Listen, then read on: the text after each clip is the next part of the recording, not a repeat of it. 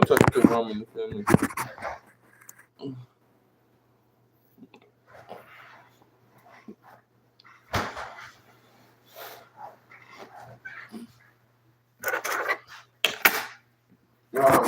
You talk to one of the family? Rome in the family people. Yo. That's it. What's up? What's going on with y'all today? And Mr. Pat Ted say, how y'all doing? You're doing just waking up. Just waking up my damn self. Eating my breakfast, not too long ago. Yeah. Yeah.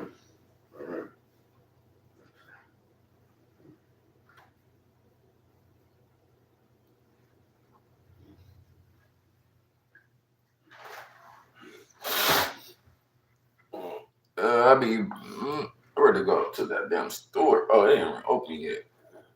Yeah, what time is it? It's only like 9:44. Yo, what's up? It could be Paul. Well, he said, what up? Yeah. I don't know what is he saying. Yo, what up, Paul? What's up, Paul?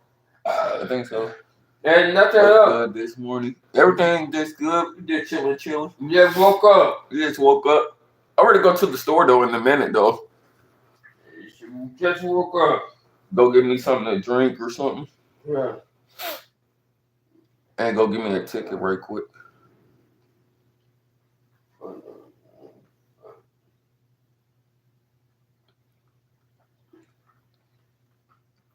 Give me like 2 Megan tickets.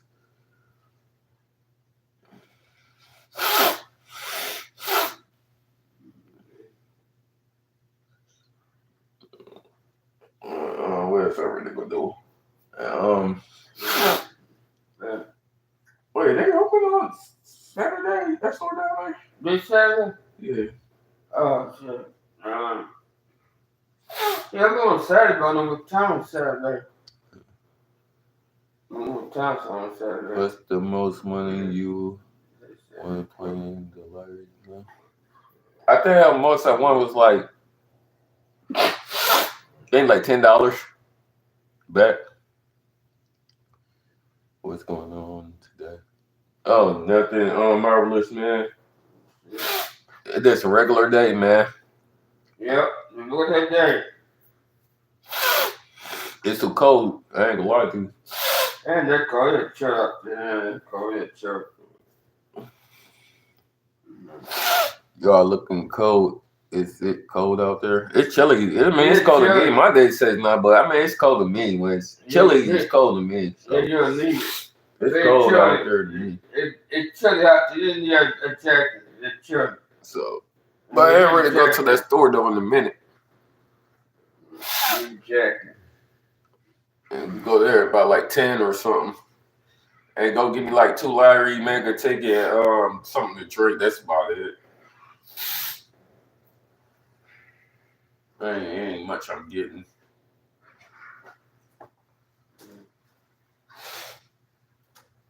Yeah. These some short ass pockets. God damn. I don't like short ass pockets. Shit fall out your shit. Well, I told you, I think go to the drink gym. You go to the drink gym. It's crazy. That nigga back pocket deeper in his damn front pockets. Mm-hmm. Some crazy shit right there. Yeah. That's what he said. Yeah. Make me take my belly and smile. Somebody got some in Yeah.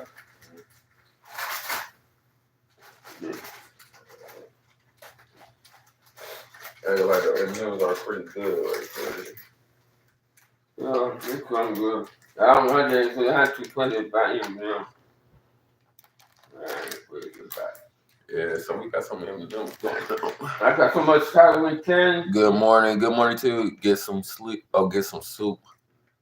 Oh, you know what? I could get some soup. You're right. Matter of fact, I'm gonna get some soup. I'm glad you said something about that. I think they do got soup though. I think they got like some beans. They do got different soup. I think they got soup. Yeah. Yeah.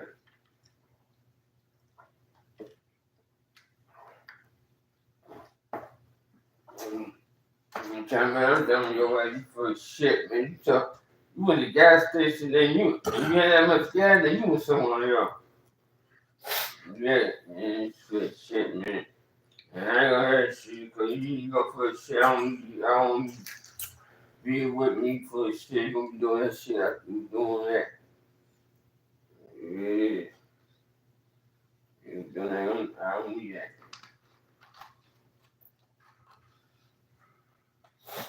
You're full of shit, man. Yeah, that girl better than 16 years, because I ain't gonna I know, that's a boy shit. She done, you know what I'm saying? Oh, yeah. Boy. Boy shit, man. She got two Like rooms. your She got two fucking rooms. With your mind. And then she got room for you. Man, that she could be able with you, but she was in room with somebody else one night, man. And that's the room. And then your money you pay for, that's a fucking shit. I hate women like that. I really do. Shit, a woman like that, man, get the fuck away from me. I ain't got nothing to say to you. There's nothing to say to you. You know that shit you did. Do that shit. Nothing to say to you.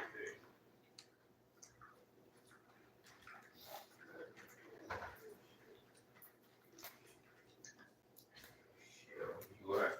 I said my food's down. Shit. Get my food down to a room tomorrow. I said I'm gonna my car tomorrow on your phone. I said my fast down tomorrow. And I ain't give me $400. I said I get three, so I'll take two and keep 100 for myself.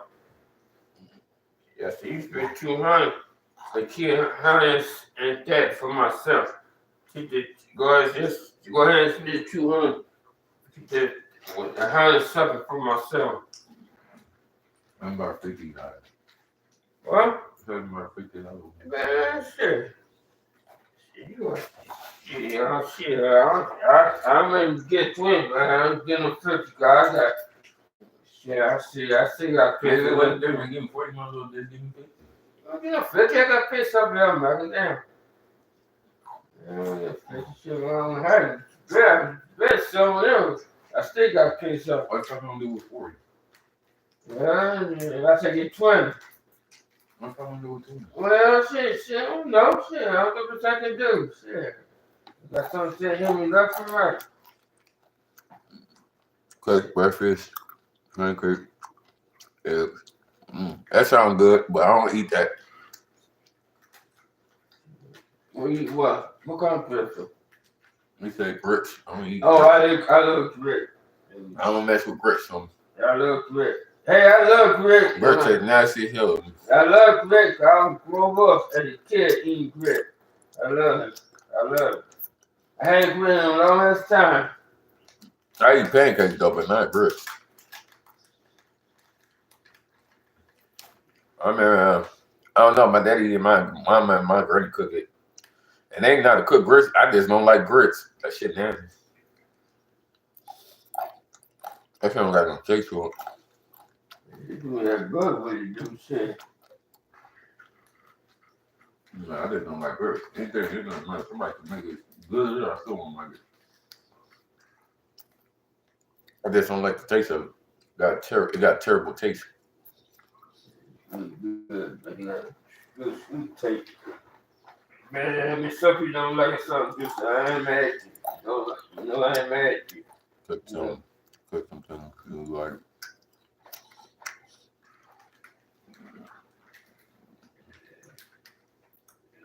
All right, man. All right, go to the store and cook something I like. That's why I'm going to the store. Penny and that shit. And waffle. So look, last waffle in there. Get the last one and real pro. The last waffle. And that's it. That's it, really.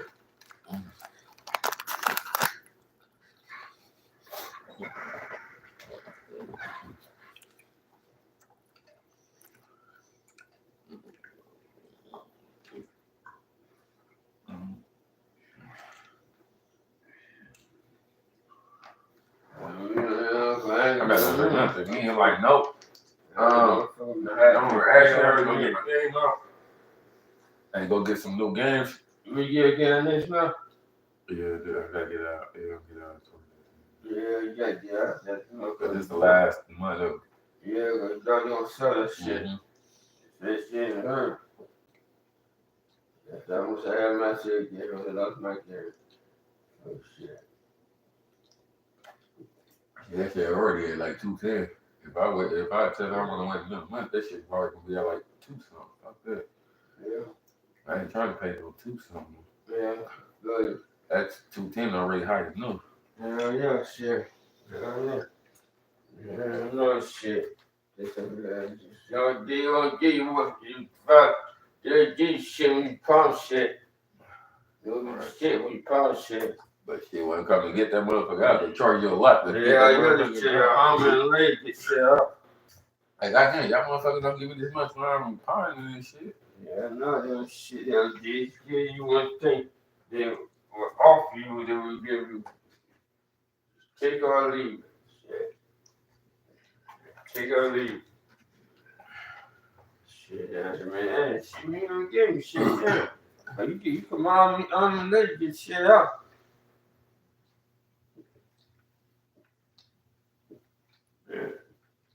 Yeah, on the leg, get shit up.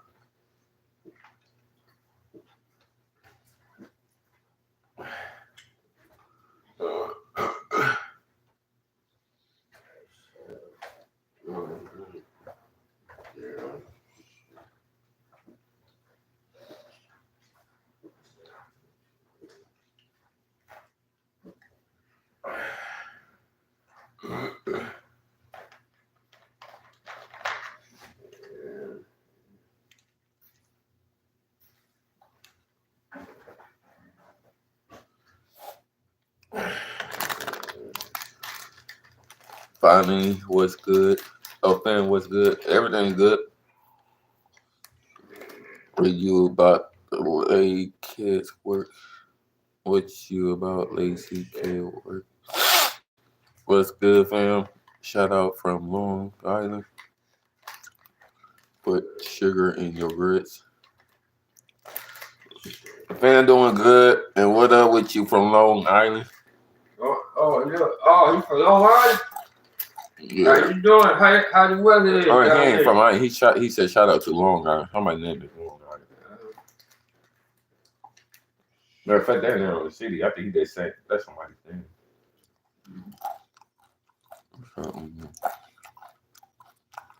Shit. Shit. Dirty as hell, man.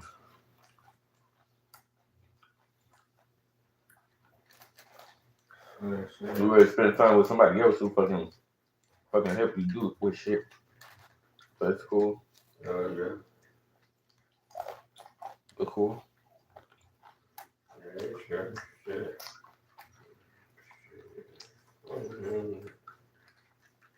No, I'm good. I'm good.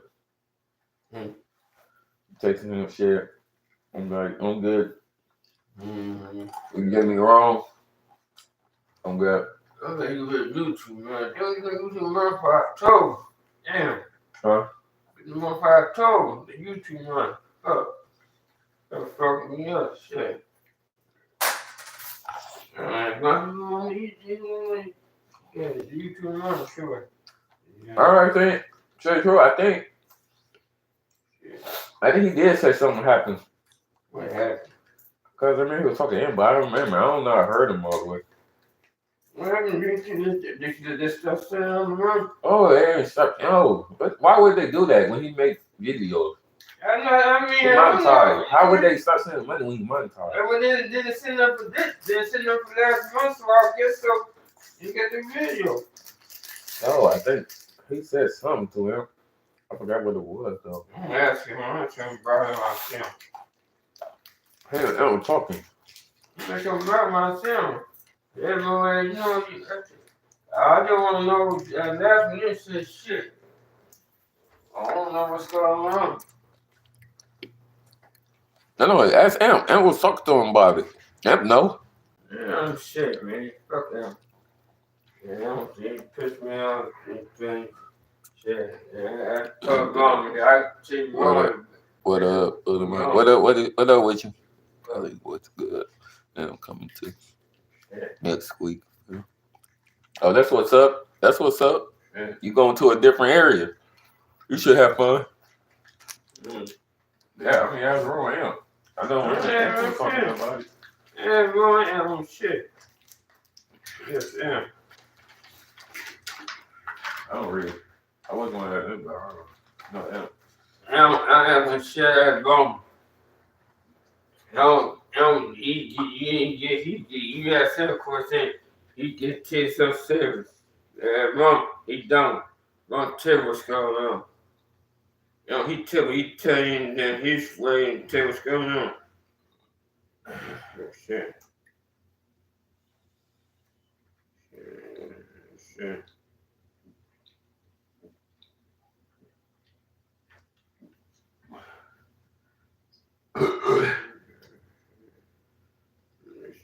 You got a go kart? Yeah, go get on the bus. Oh. Oh, shit, where you get that? Downtown. It look like that now? Yeah, they go on the bus. How much it cost? You go down and get down there free. What? You go down there. Oh, you got no ID. I don't. Fuck, you got no ID. Let me use one of your IDs. Damn, I won't give you my ID. You left yesterday. Oh my God, I could have turned this shit back in. This is to make it. See, you don't have to. You just need to turn that off. No, I'm saying I could get one of them, but I don't have to do the bus for free. Shit. What you tell? I give me my ID. Let me get that bus pass too. No, shit. Sorry. Oh my gosh, bro. That's how Michael, I get it to you. You ain't get shit. I ain't got one bus pass. You ain't got that many. You get some more. So what I do with it? I didn't go down there and show ID. Tell you more. Go bus pass. You gotta take a just again against the wall, took a picture of you, and the picture inside there. You gotta put some money on it, get this car. Oh, so you do gotta pay for it. How much you gotta pay them? This about 27, ain't that much. Oh, I don't got no 27. Yeah, and then get in December. Get in December, shit. Get in December.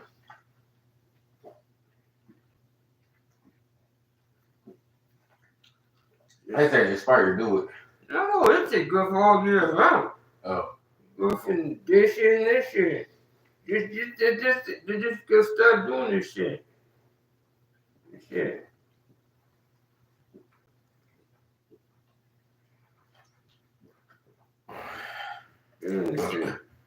Damn, I could be getting on the bus. Now I definitely gotta get a phone turned back on. Now I can do that. Get some bus. I could be going to Great Lake Mall. That's good shit, but it's expensive. Oh, how they I ain't gonna get nothing. I just gonna go. I could go up there and get some content off of it.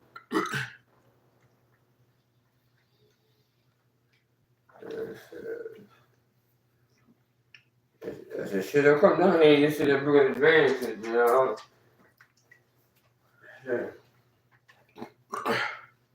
Well, I already go to the store, y'all. Y'all chop it up in the live chat. I already go to the store right quick. Mr. Paston was good with you. They said it was good with you. Oh shit. Mr. Paston just walking around. You can watch a football game on today, see Michigan play. But I ain't do nothing much. The children. They chilling.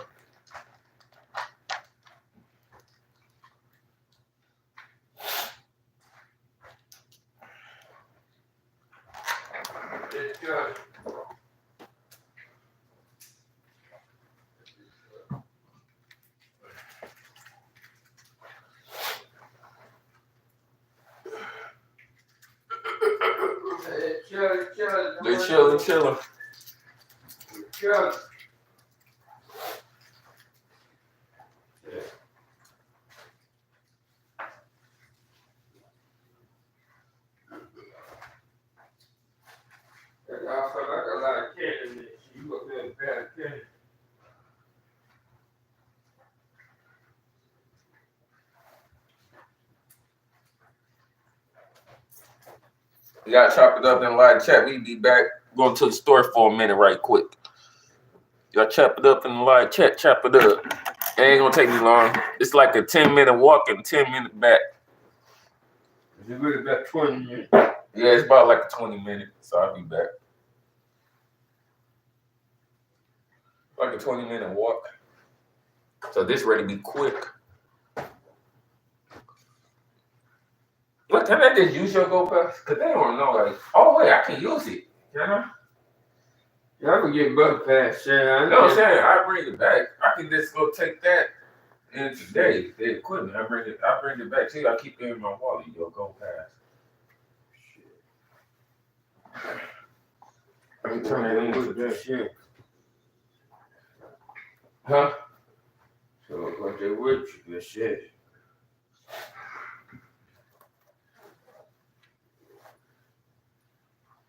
Oh, ain't going through with me. I never turned it back. I just keep it in my wallet. Yeah. Don't lose your shit. You You have to pay $1. Pay $1. You have to pay $1, like 85 cents. It's a GoPass, right? You don't have to pay. You gotta go. You gotta pay $1, man. How you gotta set up? How you gotta set up? Oh, you still gotta pay $1 after you use the GoPass? Yeah, the lady told me downtown. She told me you gotta pay 85 cents. When you go past on the bus. Shit, that's all right, man. So you gotta tell you now, so you gotta pay $1. Go and come.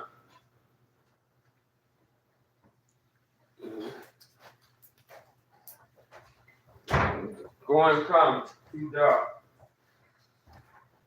Oh shit, you gotta pay 85 cents then still. Oh well, no, never mind.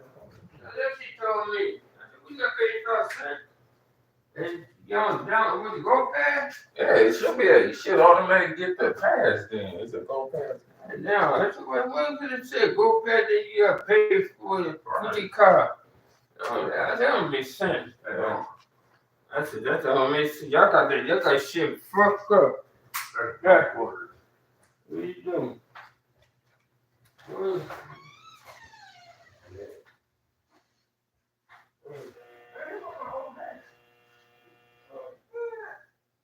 I know they have one in my one that's over there somewhere. You have in your room. Right in my room.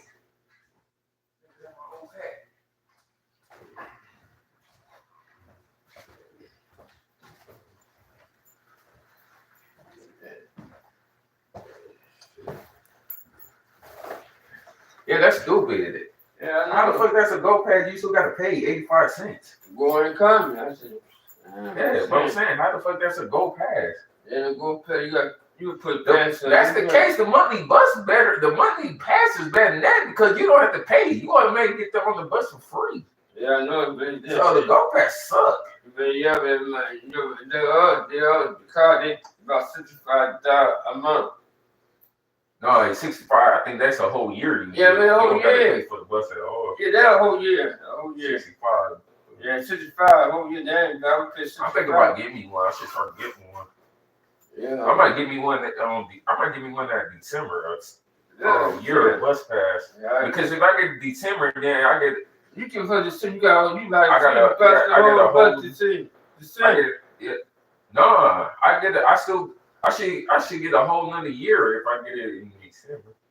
No, but you get for that 1 month. Then next month you gotta get another one. That's how they do. I know about bus pay. Oh, so you get it for December. They still got it. Oh, you got to get a whole new one again? Yeah, next month after December. But I don't get it. That's not a whole year though.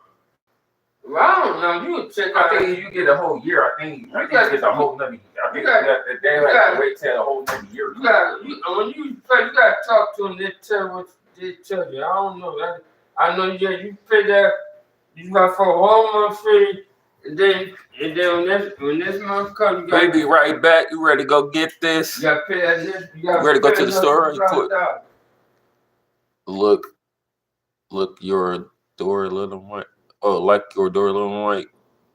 Where's the ring? Oh man, we're gonna lock the door, man. We always do that. Yeah, shit. But that's all We don't leave nothing open in here. shit. You gonna see Motherfucker been there ever since shit be coming up stealing. Somebody going around with stealing shit, but we don't know who.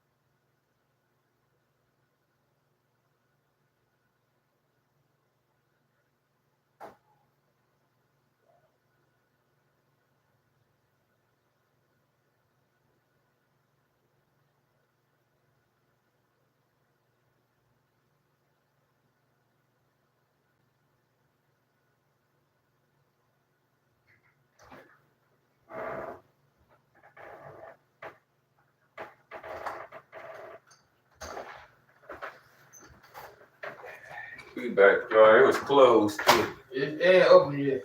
Not open yet. Not open yet. Yeah, I went about 11. About 11. It's about 11. It will be open about for 12.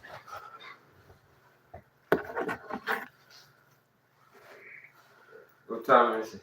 Oh, where's the snow bunny? I don't got no snow bunny, bro. Yeah. F nine. Oh, it's 10:18. Oh, you go about 11. You should go about 11. Go about 11.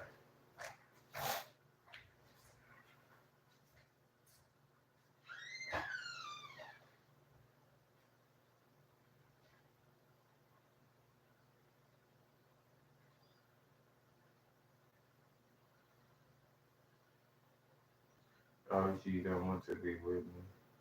Hey. Oh, she don't want to. Oh, she don't want to be with me. I want to back home myself for 9 hours.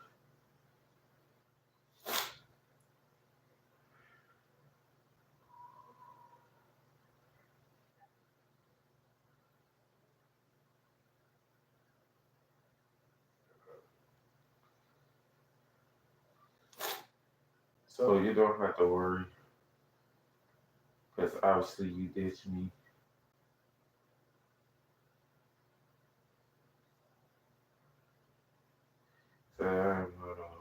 So you don't have to worry about nothing. You don't have to worry about me bugging you or hitting you up, because obviously you don't want to be with me because you ditched me for 9 hours at the hotel.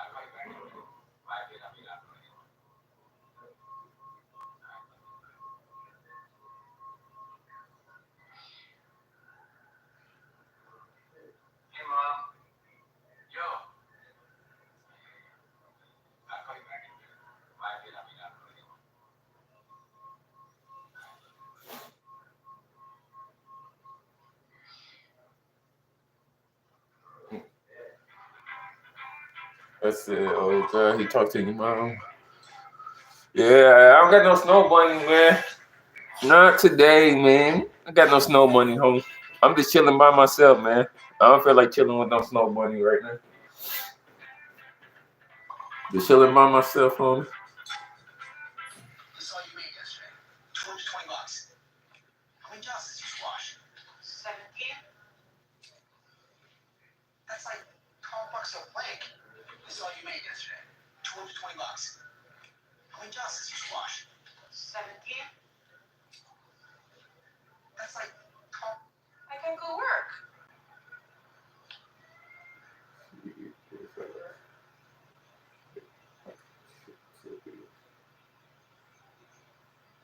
I gotta go.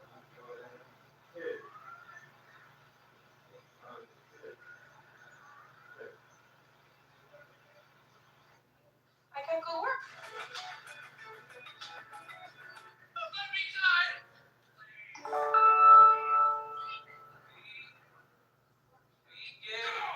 Screw this shit.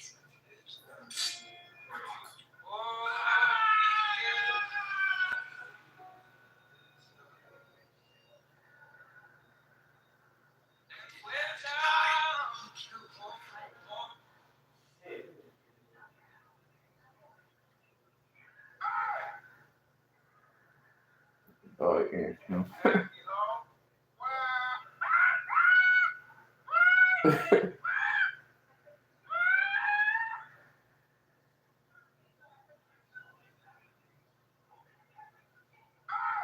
Dog, like mine.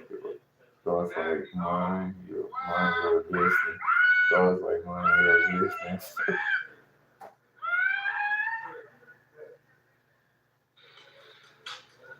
If there's no such thing as aliens on Earth, then how do you explain this?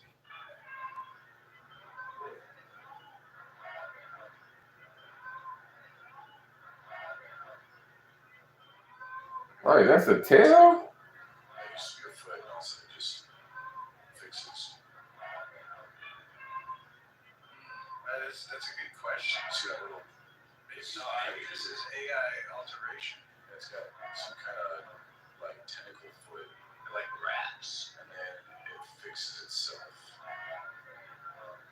I think this is unequivocal proof that we've been visited by reptilians. I don't know what that was. It looked octopus alien. It looks like a tail though. Like a little bit. Yeah, but then it started standing on it. I don't know. Reptilian or amphibian, that's a debate. For the it's a reptile. Is there a debate out there? Somebody out there talking about debate. If there's no such thing as aliens on Earth, then how do you explain? Yeah, that's crazy. That thing good. Yeah, that was like some alien type stuff.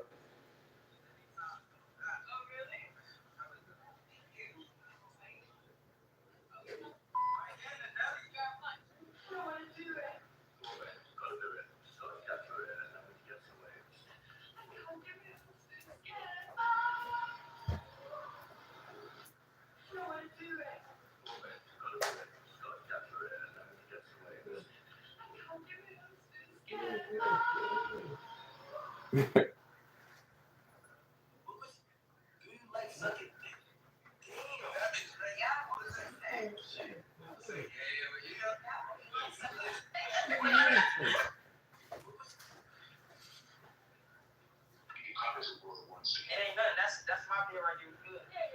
You're on the water? Yeah. Okay, cool. I'll keep on my wrist. You said what? I'll show you.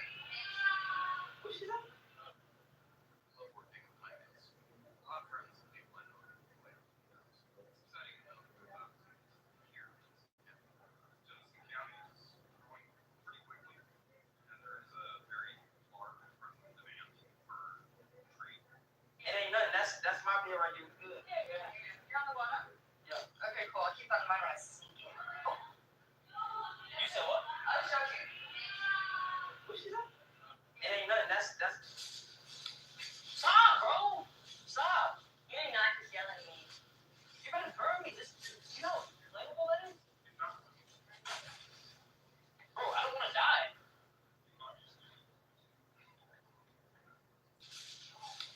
Stop, bro.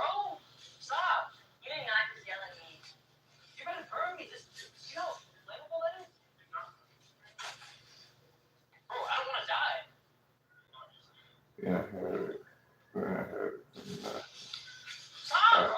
I Stop. You ain't not yelling at me. You better burn me. Just, you know, flammable it is. Bro, I don't want to die.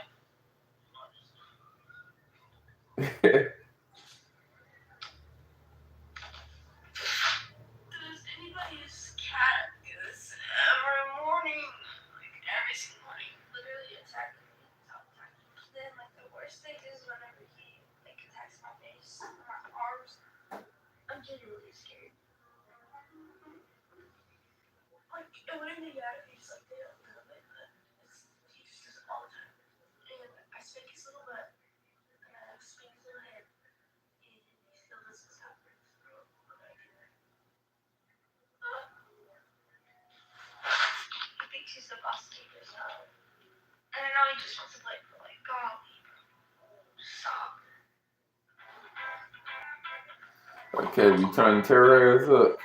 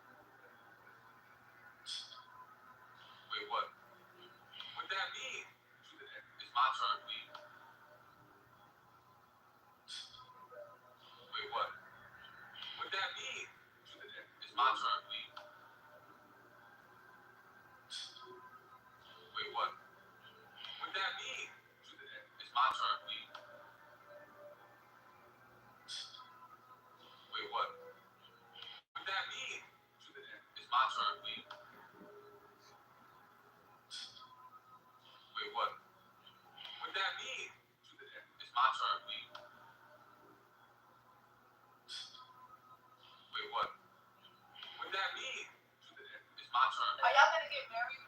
Damn. Okay. I'm being for real. Like, what's the purpose of y'all relationship? Purpose? I mean, I'm just living life. So you're not dating to marry? You know, I'm not gonna be with a girl, but I want to marry her. You know? How old is Sam? 26. What? Yeah. And I'm 20. Yeah, she's 26. Are y'all gonna get married? Damn. Okay. I'm being for real. Like, here comes Sheba. Sheba.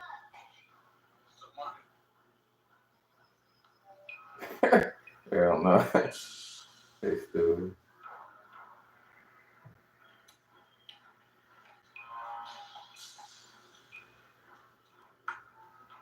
What's a claw? What's a red?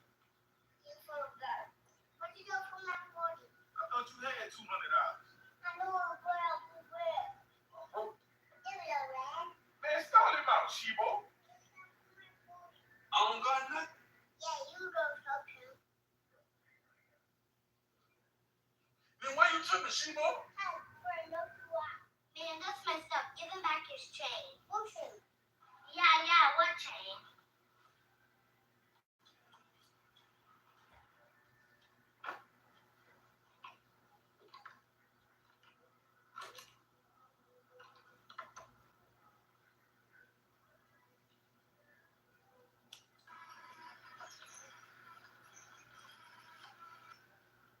Man, why y'all ain't help me?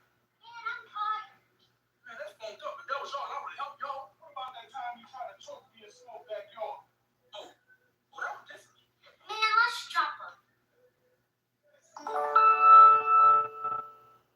Man, my grandma gave me that chain. He gonna cry in the car. Here comes Sheba. Sheba. Oh man.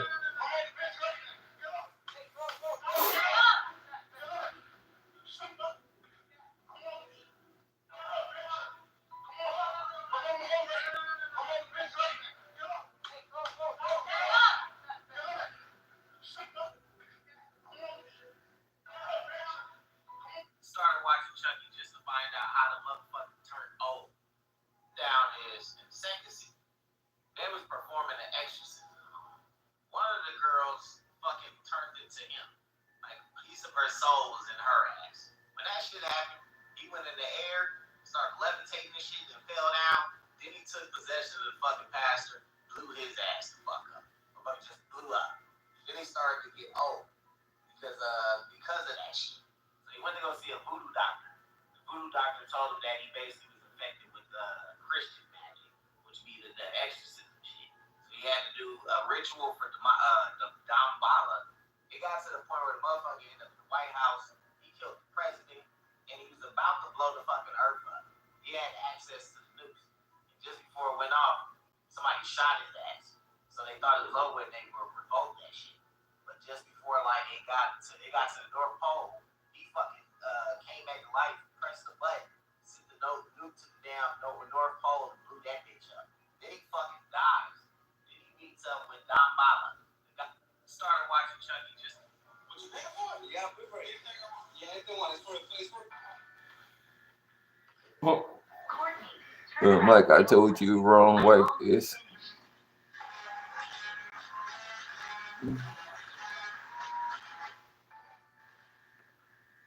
Oh, you did say that. I gotta ask my cousin about that. He didn't tell me nothing about that.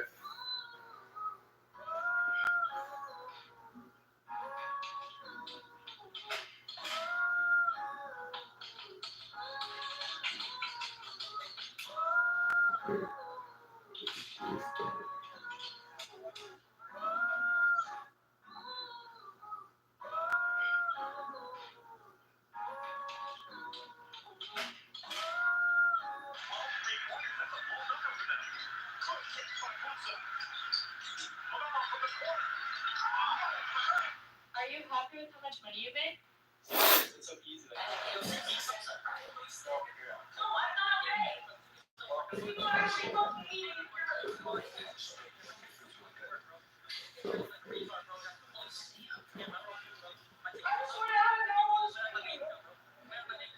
don't let these fucking people like. No, I'm not okay. People are actually fucking eating. Bro, don't let these fucking people like. No, I'm not okay. People are actually fucking eating.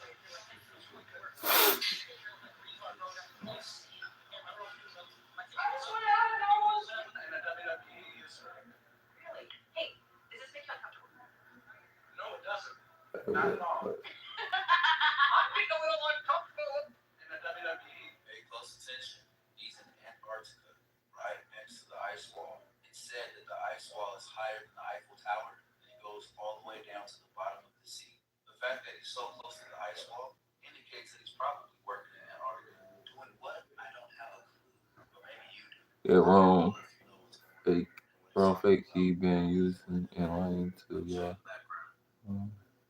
Ice wall at South guarded heavily, similar to Area 51. One of the students Oh, I don't know what he's talking about, cut. Wait, why you come here saying some shit like that? Now you gotta get in timeout, bro. You can't be saying shit like that, bro. What you on, homie? I don't know what you on, but you on some other shit. I'm gonna put you on timeout for 30 minutes, man.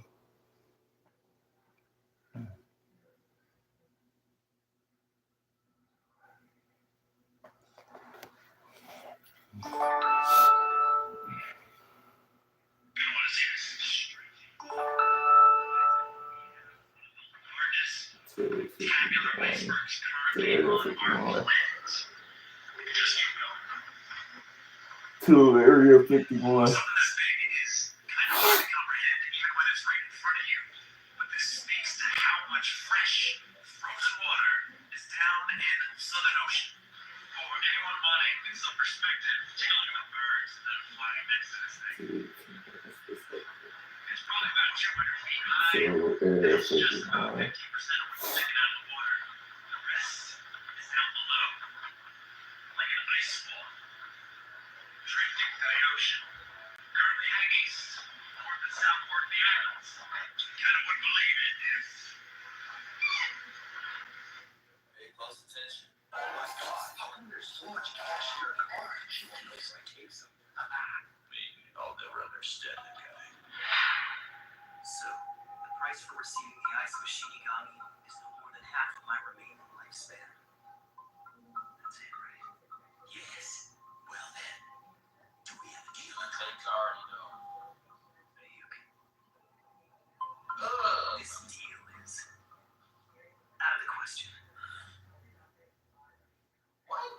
That's what I said. Like Take the deal. I thought you were gonna take it.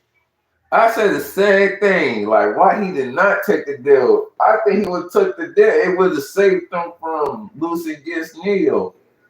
But you know, obviously that's plot armor though. That's why he didn't take it because like someone told me like, man, I had a feeling it's the reason why they didn't let him get that deal because if he would got that deal, he would have been pretty much unstoppable. She's like, guess not.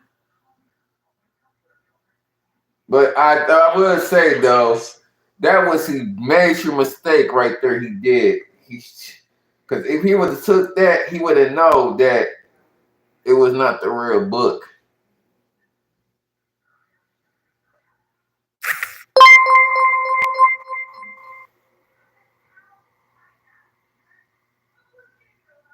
He know that was not the real book. He would have took that deal.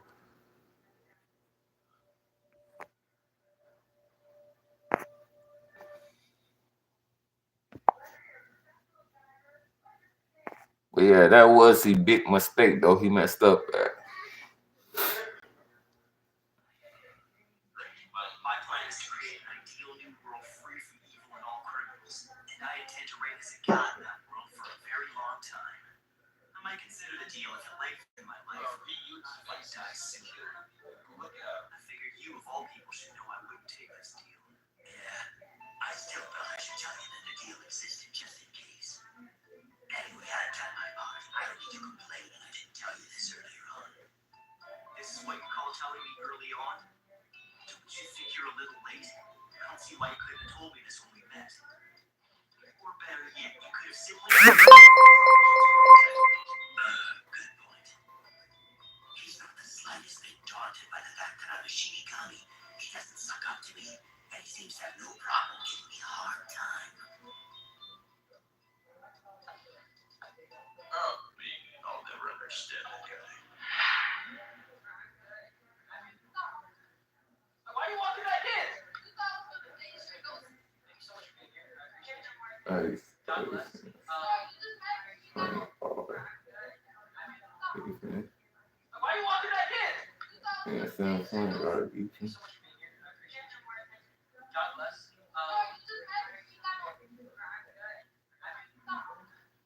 Why you walking at my face? I was saying it to your face. I wasn't talking about you. I'm saying if people are leaving, they need to lose points. Yeah, sorry. I was 19-year-old millionaire made $8,000. having a temper tantrum and I don't know why. What common sense? Hey boy, it's good. Everything's good. You haven't played no damn war song with me, man. I see you on that Wukong though. See you playing it. Well, you still haven't played with me though. Having a temper tantrum and I don't know why. What? He said just as far. You don't play the stepmom or the housewife. No stepmom. I don't want to say I live like a stepmom now. What is the most outrageous thing you've done? Most outrageous, let me think. Or is it kind of vanilla boy girl? I don't think so.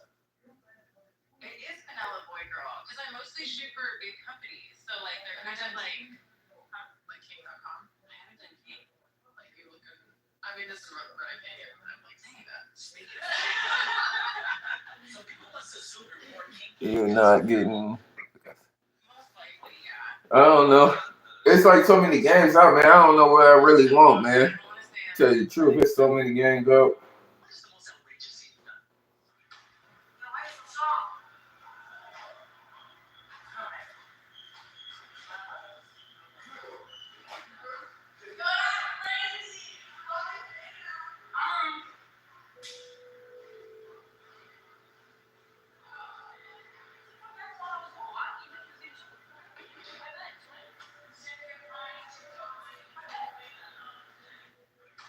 No, I just saw.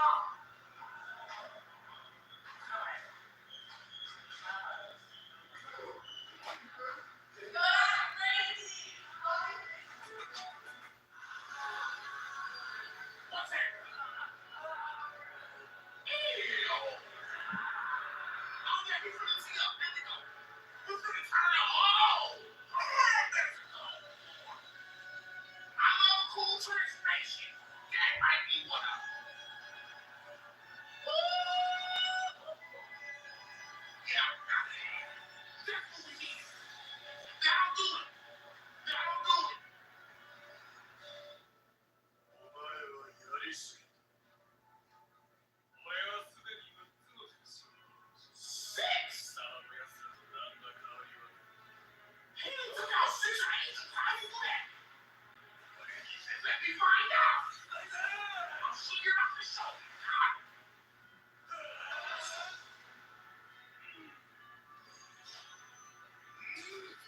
Are we gonna get up on some commercial? Yeah.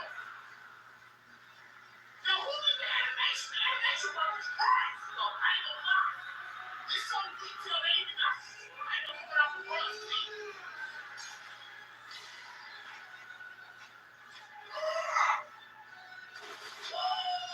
Yeah, there we go. We get busy now. Now we go.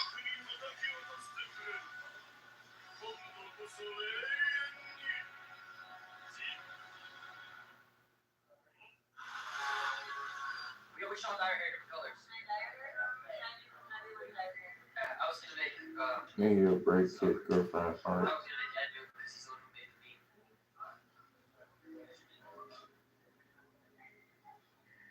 Yeah, we shot our hair different colors. I was gonna make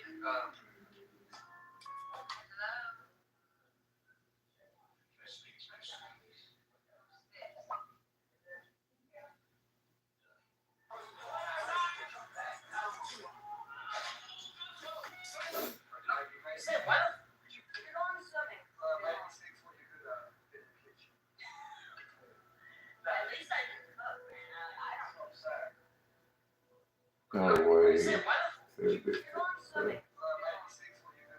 every sleep is starting like finish journey or whatever you want to call it. And the one thing. Alright, I have to go to the bathroom. Kobe, what? I've been waiting for hours. I just. Alright, well, I'm going. You can just figure it out. What am I supposed to do? I don't know. Yeah, I don't want you in here either. What? Just stay there. Dumpy, how are we supposed to do this? Camilla said that we have to make up rules. We're not going to get unmanned. I'm literally waiting. Hold on. Alright, I have to go to the bathroom. Kobe, what? I've been waiting for hours. I just. Alright, well, I'm going. You can just figure it out. What am I supposed to do? I don't know. Yeah, I don't want you in here either. What? Just stay there. Dumpy, how are we supposed to do this? Camilla said that we have to make up rules. We're not going to get unmanned. I'm literally waiting. Hold on. Alright. What's your name, brother? Oh, take a seat next to that girl.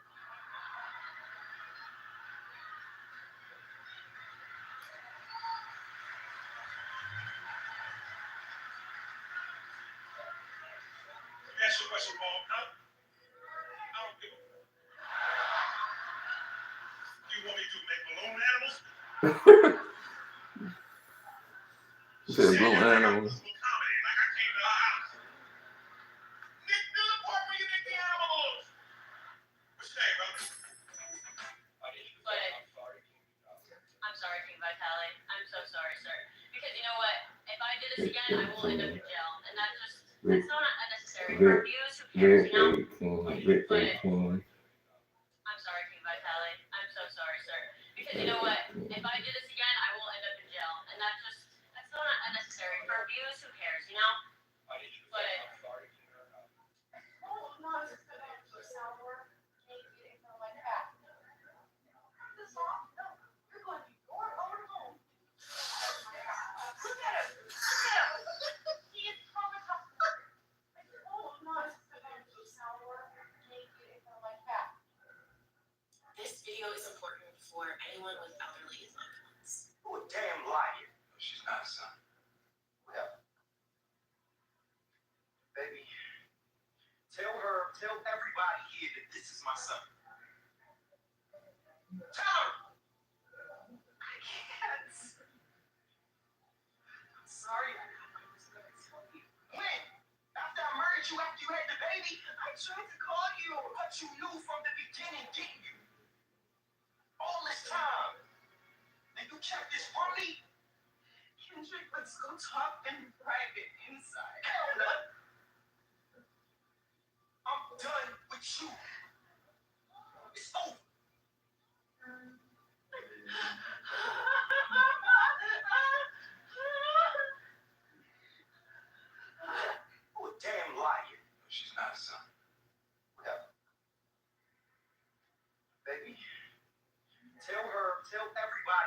This is my son. Tell her. I can't. I'm sorry. I was going to tell you. When? After I murdered you after you had the baby? I tried to call you. But you knew from the beginning, didn't you? All this time. And you kept this from me? Kendrick, let's go talk. And how many times you gonna come out? I never had Hey, tell me, you gonna come out. You see somebody that looks like me who lives in? How many I am an insect toy, but your curse can bite. Alright, what are your fun? Come on now. You're getting all this crap because I got it. I'm not calling. I'm sorry. Here, I'll make it. This is such a shit.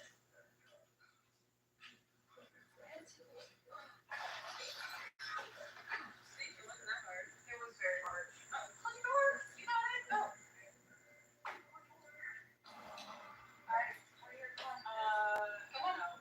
You're getting all this crap because I got it. I didn't I'm sign not up for calling. this. I'm sorry. Here, I'll make it.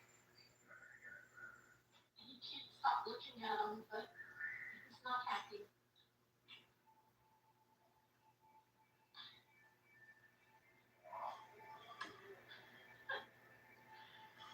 New dad confusion.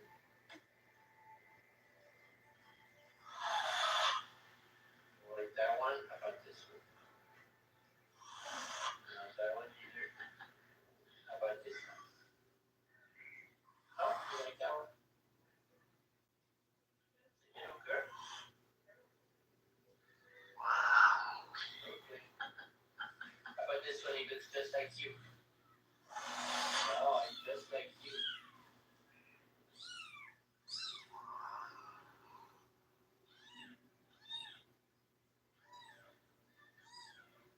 Oh, the cute little kitty.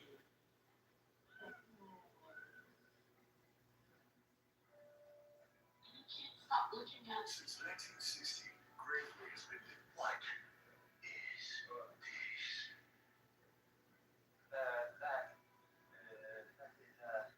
That's stuff, I believe. Talking is trash! Computer trash! What is this?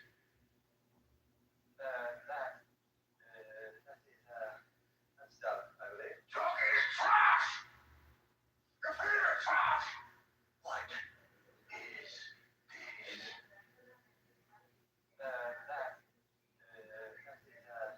That's stuff, I believe. Talking is trash! Can I pay for these? You told me to get out. Can I pay for it? Please, no, we are thirsty men, please. You're reaching for the. You touching me? I feel uncomfortable. Can I pay for these? You told me to get out. Can I pay for it? Please, no, we are thirsty men, please. You're reaching. Can I have some breakfast, please? It's £3 for a cup of coffee and a bacon sandwich.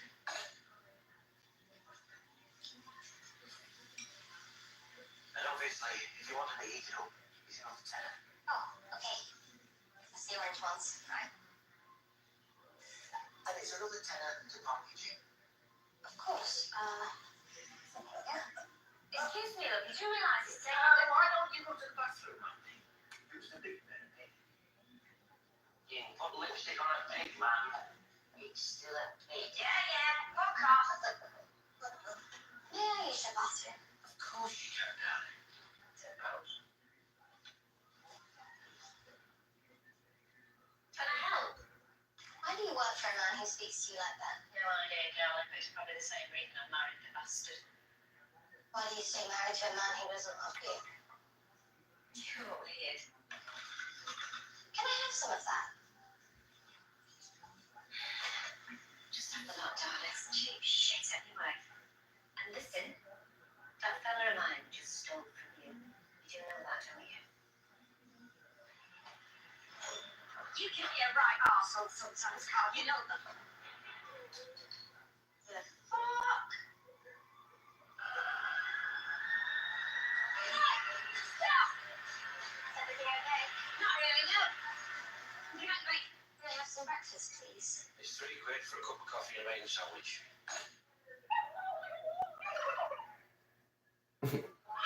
Oh, he talking back.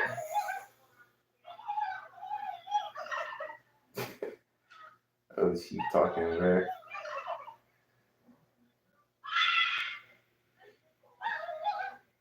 They speak the same language.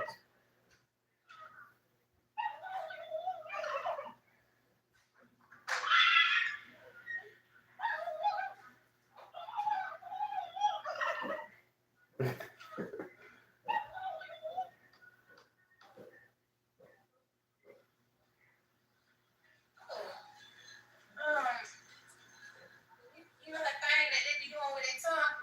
Now, what they be doing? I don't know, but you might wipe me.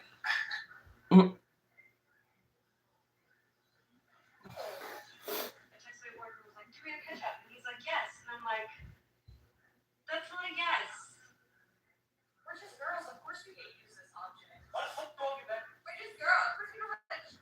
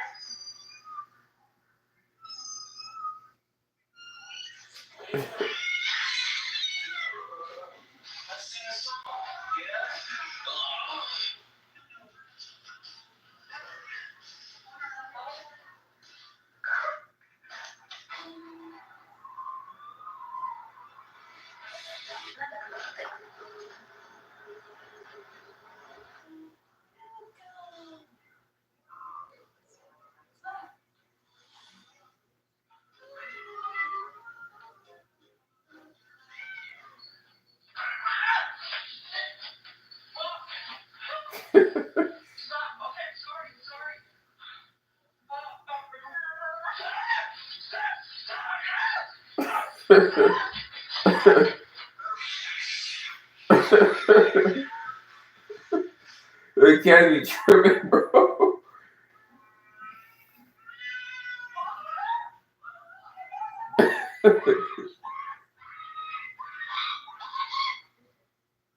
Your cat, no, yeah. Another cat.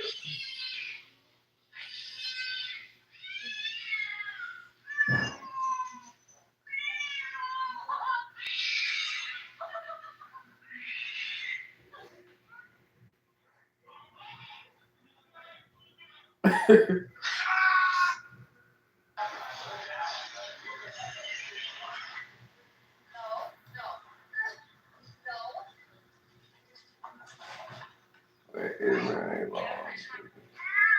Wow. What you grab here?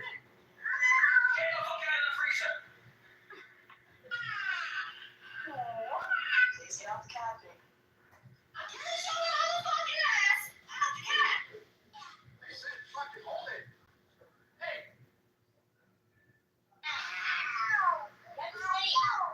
You're sick. No, I know. You're sick.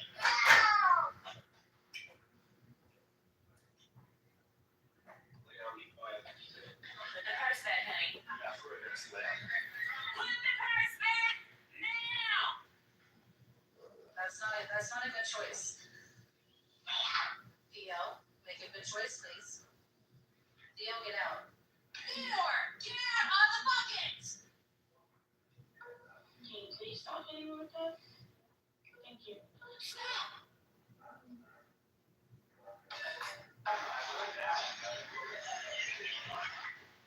No.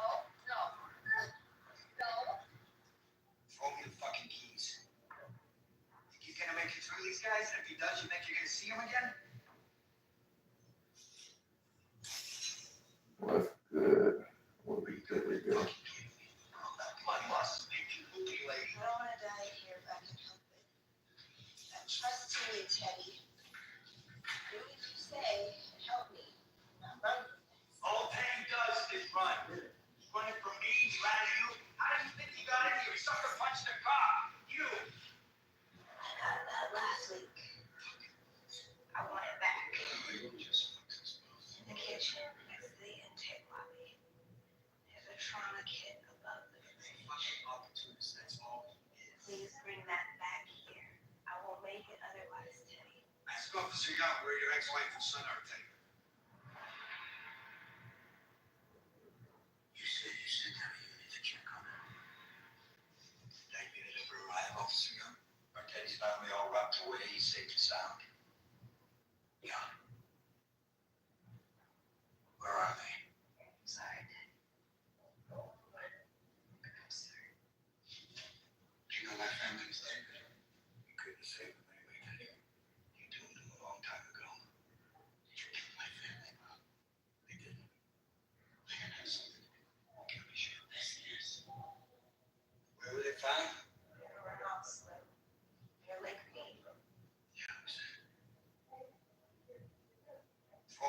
keys.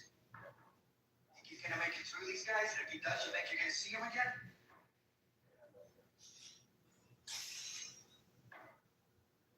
Are you gotta be fucking kidding me? Come on, boss. Maybe movie lady. I don't want to die here if I can help it. Trust me, Teddy. Do what you say and help me. All Teddy does is run. He's running from me, he ran to you. How do you think you got in here? Sucker punched the car. You. I got that last week. I want it back. It's in the kitchen. Can you get my shoes?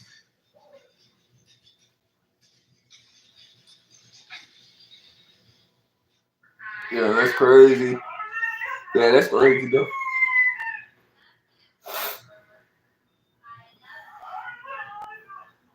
He just said.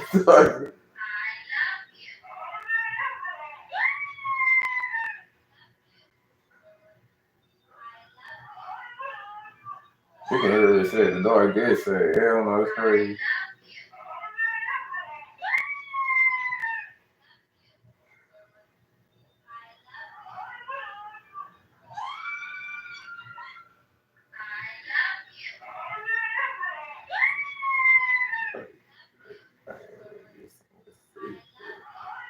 The dog shot.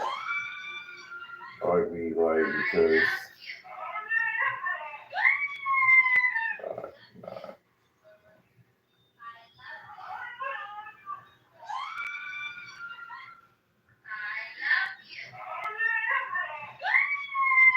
dog be like, oh shit, I had to pay attention.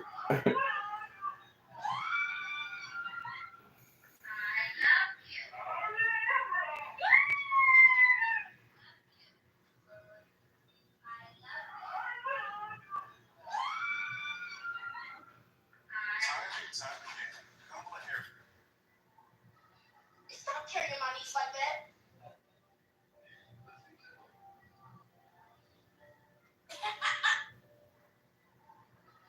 Stop carrying my niece like that. From where there is a Oh, this is your car. Blue. That's way cooler than yours. Well, I bet you his girlfriend's out of her mind too, so look at that. Oh, this is your car. Blue. That's way cooler than yours. Well, I bet you his girlfriend's out of her mind too, so look at that.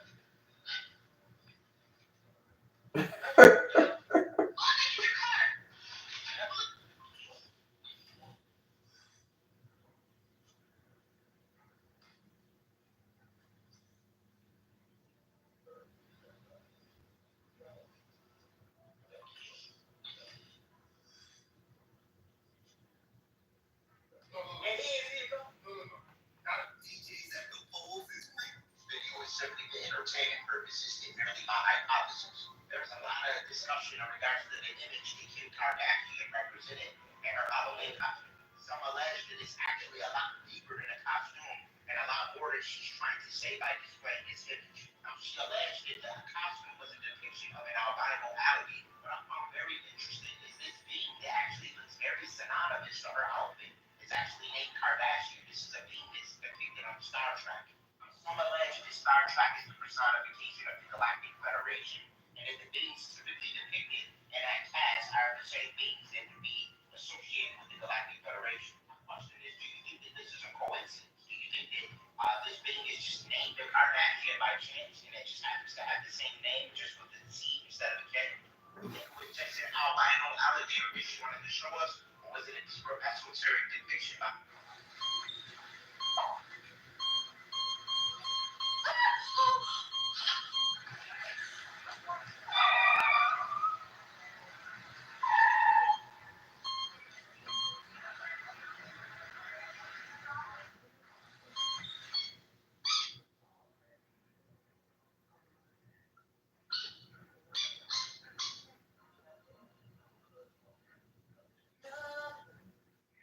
Get you a good, it's gonna bring you some chili cheese fries. Get you a fat pastrami set. What's this? Excuse me? Can I help you? I'd like to send a dozen of those for the best girl at my school and this musical card. or a dozen of those with it.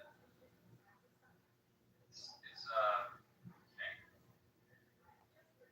All right. Where am I sending these to? Southfield Crest Elementary. You can map question.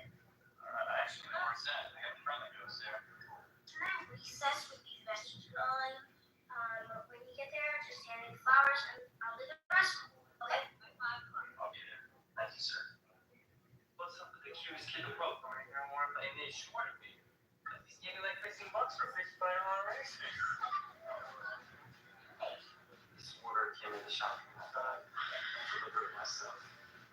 Hey guys, this is my friend Reese. Say hi. Come into the shop. Did you meet him? Is it okay? What about my flowers? Is everything okay? I give you $13. Yeah, you don't have to cry on the truck, do they? Don't worry. You're here soon. Listen, I've known Mr. Bouquet for a long, long time. He tells you your flowers are going to be here. You need a problem. Just give me 30 seconds. Hold down the fort. I'll be right back. Don't count. Why not?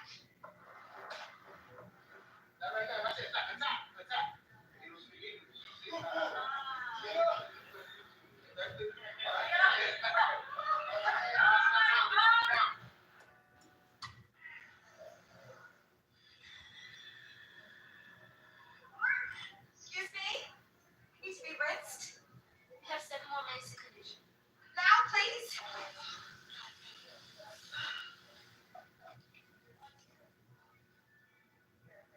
Lisa?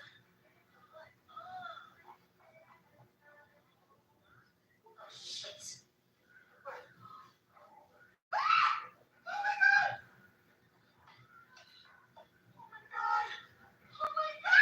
Alright, Dee, calm down.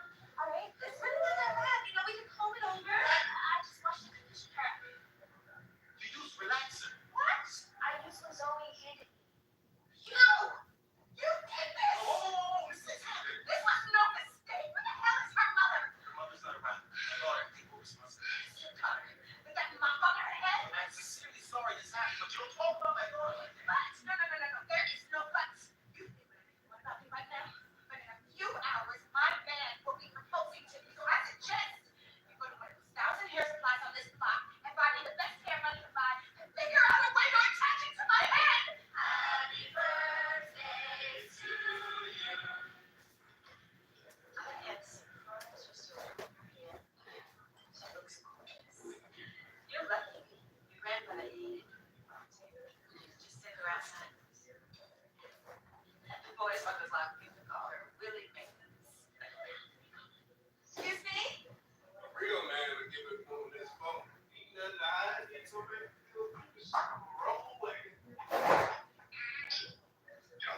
That's crazy.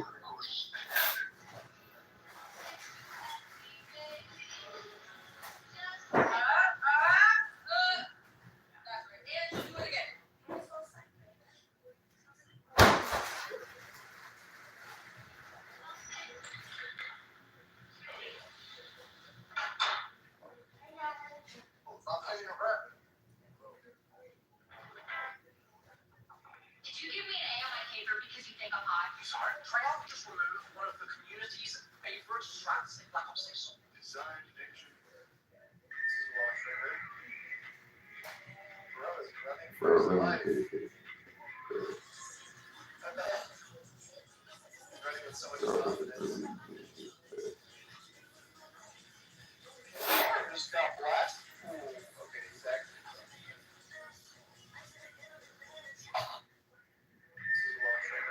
I want the whole family to know what really happened.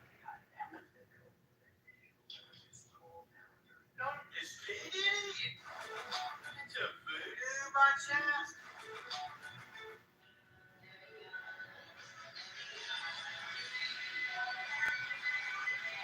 I like cooking down.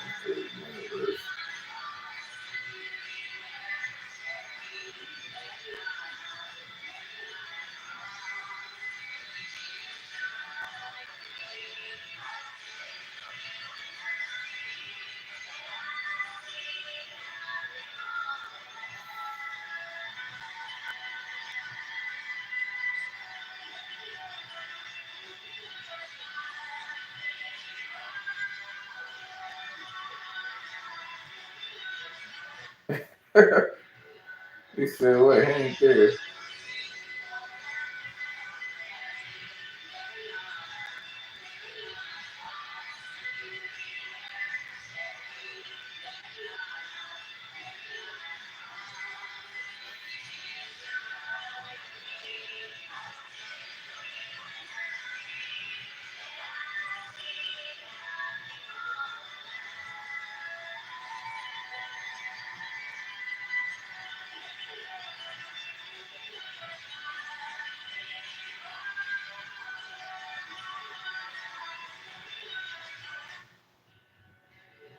Sophie Rain meeting. Who is Sophie Rain? I do not know who that is. Sophie Rain meeting. Who is Sophie Rain? Ooh, this has got to be saved. Get your little butt off of me. Are you running into that one? I didn't see her. You didn't see me? You're sitting right here. I'm here to see you. Name's right here. Okay, just your idea. I can look it up in the system. I'm gonna grab a quick picture of my What's that? Let's just try that one more time. This camera's been acting up all day. I'm so sorry. You know what? I'm just gonna write a note. It's okay. What would you see? You're not saying anything. We're here to answer any questions. What? I was talking. My voice craps out when I get stressed out too. There's nothing to worry about. I'm not worried and I'm not stressed. I just don't understand why you guys aren't answering any of my questions. Who would play me? Look, we've thrown a huge curveball at you. I totally get that. This might take a second to process. Let's have dinner. Get your little butt off of me. Are you running into that one? I didn't see you. Oh, she can be. Sitting right here. I'm so sorry. My bad. She can't be. The name's right here. Okay, just your idea. I can look it up in the system. I'm gonna grab a quick picture of my What's that? Let's just try that one more time. This camera's been acting up all.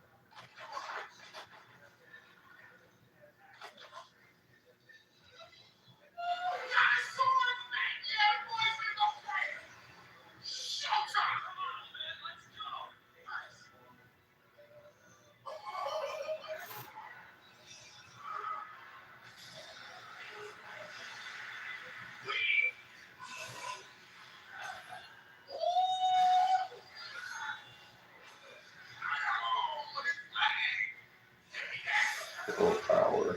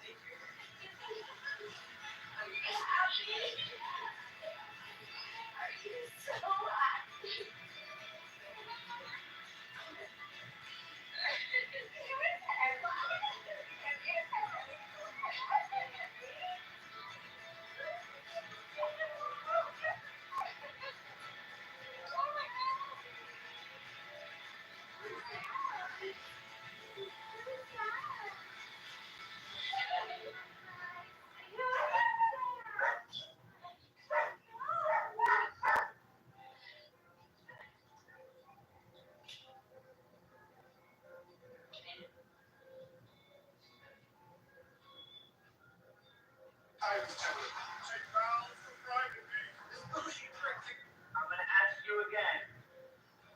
Did you get this from Chad? Then where'd you get it? I'm gonna ask you again. I said no. He said, "Where you get it from?" Chad. Chad. How much would it cost to break up with your boyfriend right now? Depending on where I was at. Like, if we were together a long time, I guess, then probably not. But if it's some short stuff, then a good amount. If you've been together for a while, then no price on it. You won't do it. I wouldn't do it. Okay, respectable. How much would it cost? Wait, what? Where'd you get that? Oh, it's literally just the candy bar. It's food paid for by the school. In a few days, I'm gonna be asking NCAA to bend the rules so I can keep you here. You think this helps? My fault. So, right? You didn't call me back. I wanted to see how you guys were. We're fine. But I drove. I could take you home. Your dad's an alumni. He paid for that car. No rides, no food, no help. So stop. Everybody stop. We can take care of ourselves by ourselves. Hope that article was worth it. Let's go, Fig. Yo, I'm sorry.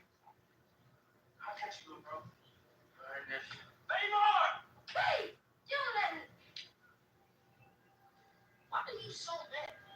You too. I'm here to determine if you received any financial assistance outside of your designated school stipend. No one's giving me any money. Okay, that's good. Have you or your mother received any rides from coaches and their wives? Rides? Yes, sometimes. And you've been to coaches' homes for meals? Like my wife gave him an itemized bill. Hey, Mark, where'd you get that? Oh, it's literally.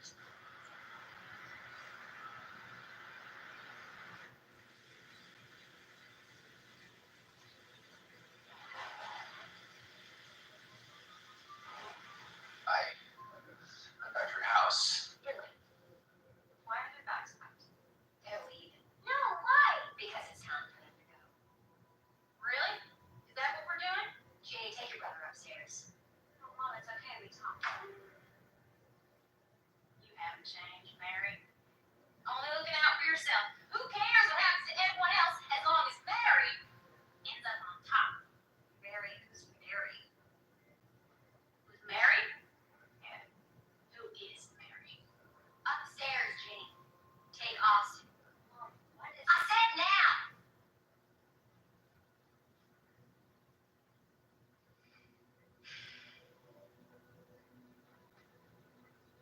Mom's fake mad. She only gets scary like that with fake mad. It's gonna be okay.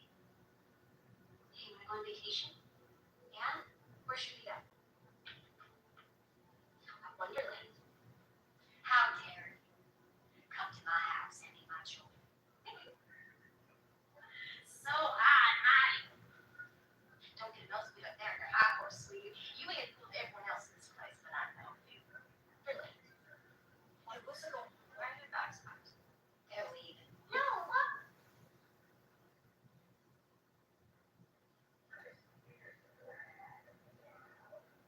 Adam, where should we go? Children.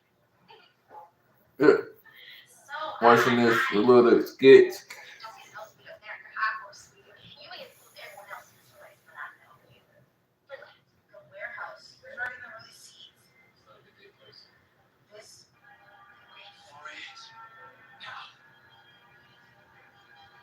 Hawkeye's enchanted soul is magically assured to strike first in any contest. The only defense would be to respond in the exact instant the blade began to fall.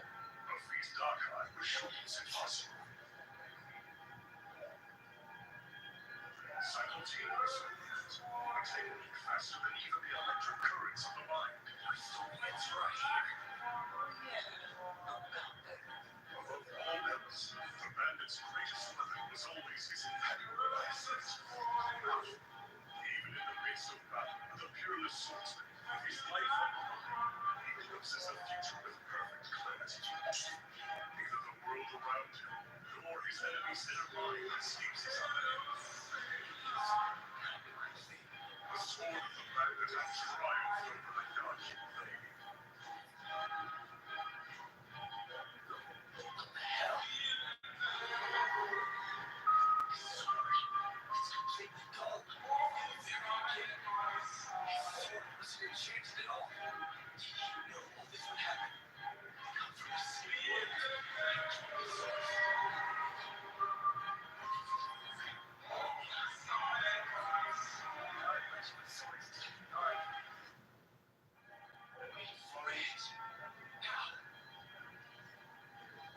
Hawkeye's enchanted sword is magically assured to strike first in any contest. The only defense would be to respond in the exact instant the blade began to fall. A feat Hawkeye was sure was impossible. Simultaneous movement, a technique faster than even the electric currents of the mind. Your story ends right here. Yeah, about that. Above all else, the bandit's greatest weapon was always his impeccable eyesight. Even in the midst of battle with a peerless swordsman, with his life on the line, he glimpses the future with perfect clarity. Neither the world around him, nor his enemy's inner mind escapes his eye. The sword of the bandit had triumphed over the dark blade. What the hell? It's completely gone. Was here changed at all? Did you know all this would happen? Come from a city word.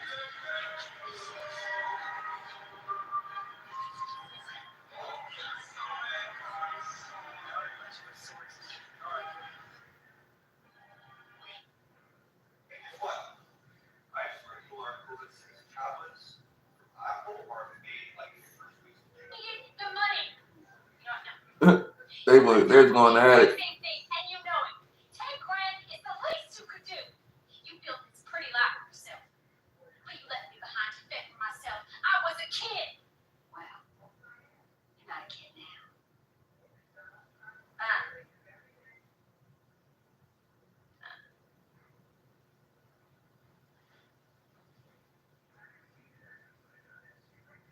I know you mean that doesn't. Yeah.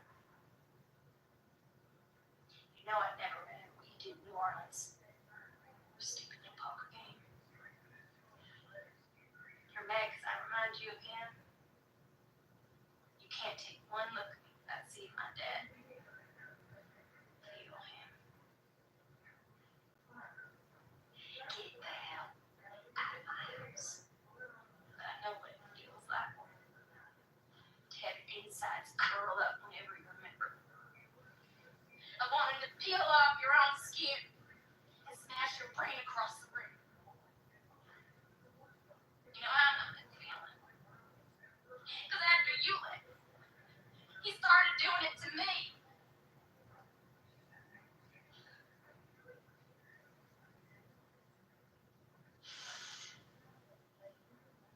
Let's get going. Traffic. He needed the money.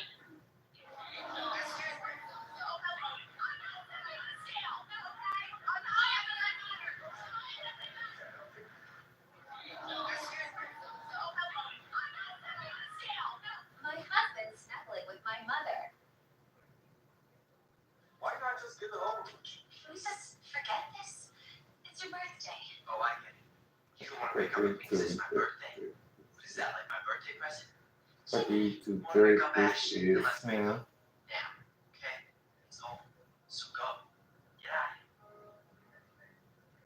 What are you, deaf? Go. Can we just forget this? I ain't a young shadow that what do you call it?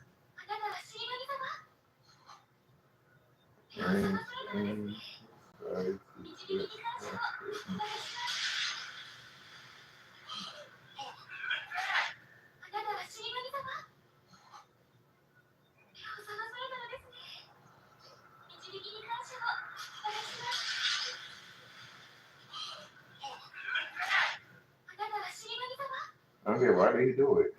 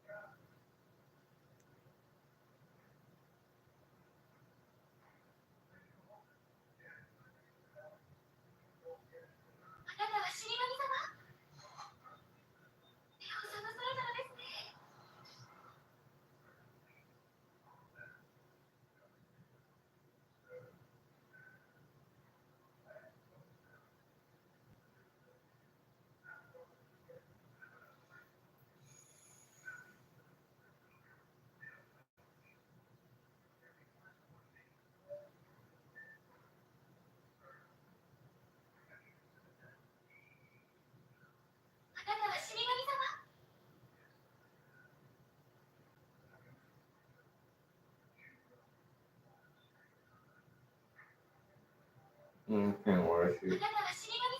It's called Rain Crimson.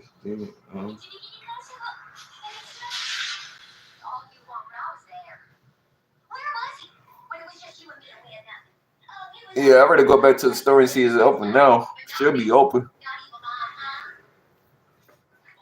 The store should be open by now, so I ready to go check again, see if the store open. Should be open though. Should be open.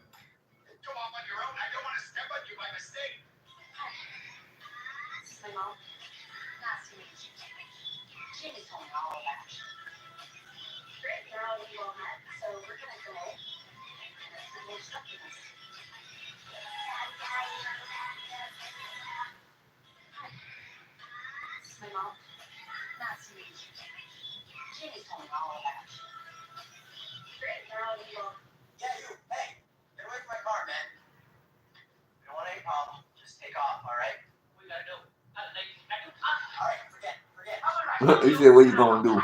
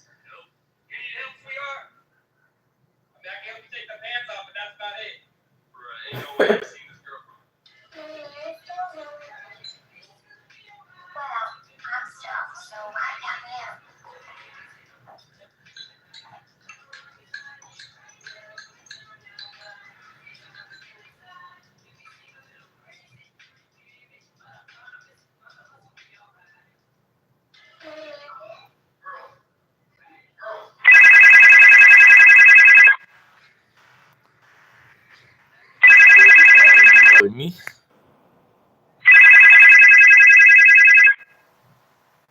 Open though. I'll be back, room. I'm ready to go see if that store open. What's down the phone? There was some people who be, ask for your name. Scam ass people. No. Oh, the scam people, huh? Yeah. I can't sit there. Who the hell is that? Scam ass people. Yeah, I just said, who is that? Shit. Yeah.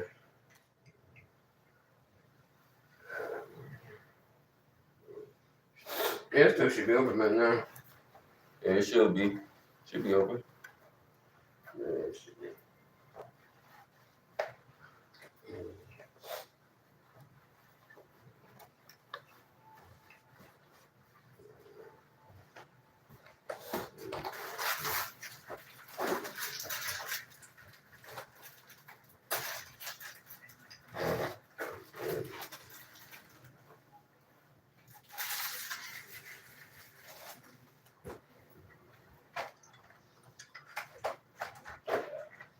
That nigga don't like the door. They said don't like the door. No, just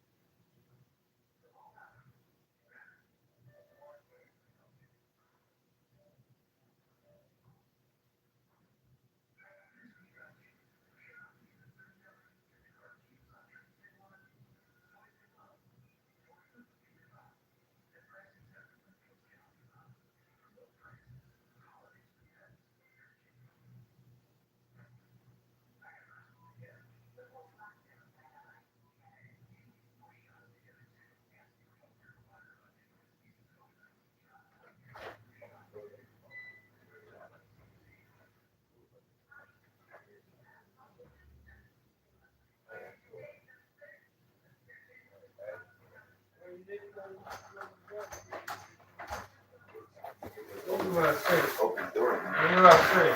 I got two of I had to wear you. them. Nigga, that's open the door. What do I say? Asking too many questions. Open the door, nigga. I'm fucking with my daddy. Nigga start asking questions. Nigga start asking questions. Nigga always asking me questions. Tell this nigga start asking questions. This one ain't with him. I ain't gonna be back. You gonna bring us something. I'm that shit back. No, he said bring shit back. I'll be back. Or bring something back. I'm that shit back. Damn, man, why you so mean? Yeah, shit. Bring something back.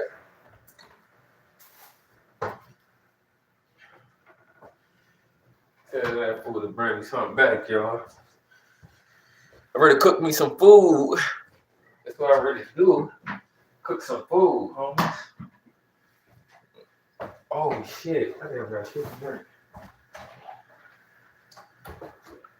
Daddy, you got something to drink? You got something to drink in there? All right.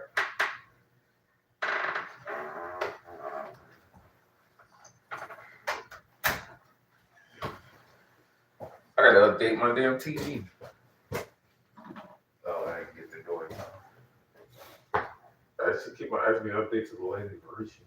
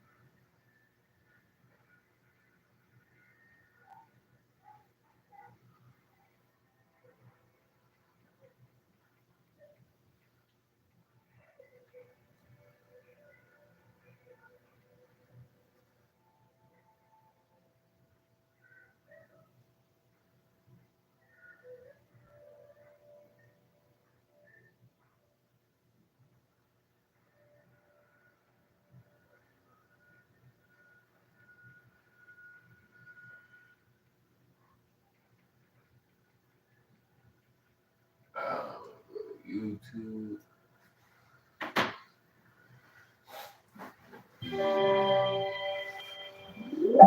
Take this with me. Ready to go cook some food, y'all. Ready to go cook some food. Cook some food.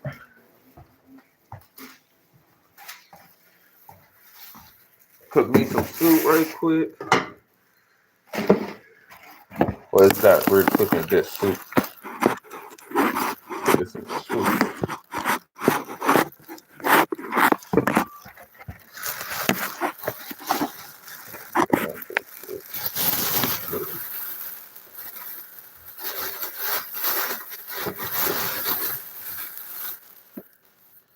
Cook some soup. Cook a soup right here, y'all, so I can see. Cook some soup.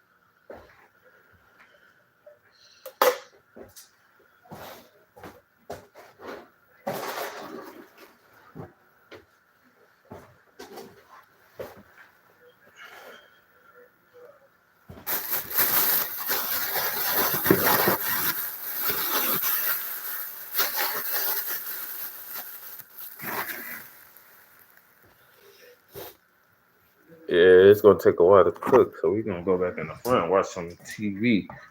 We're gonna enjoy this TV and some food right now. That's what we gonna do, y'all.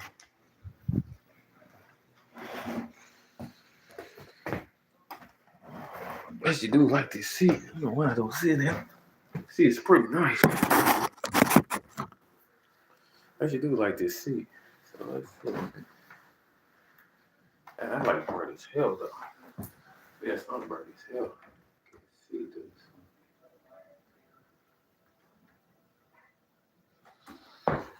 A little bit too. A bit too much sun.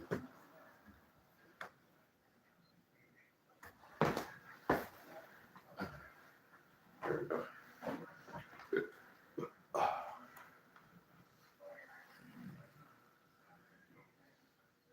Yes, probably Pro.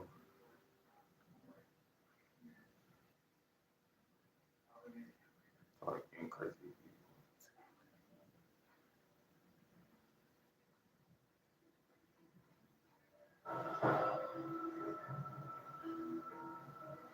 Seven days to die.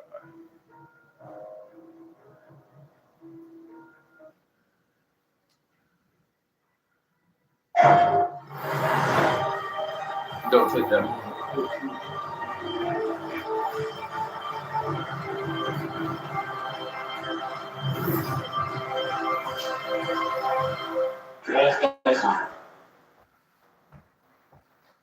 Let that cool down for a while.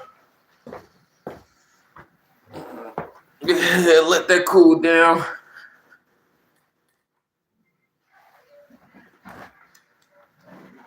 I'm cooking some soup right now, but I let it cool down right now. Still got something to drink right here.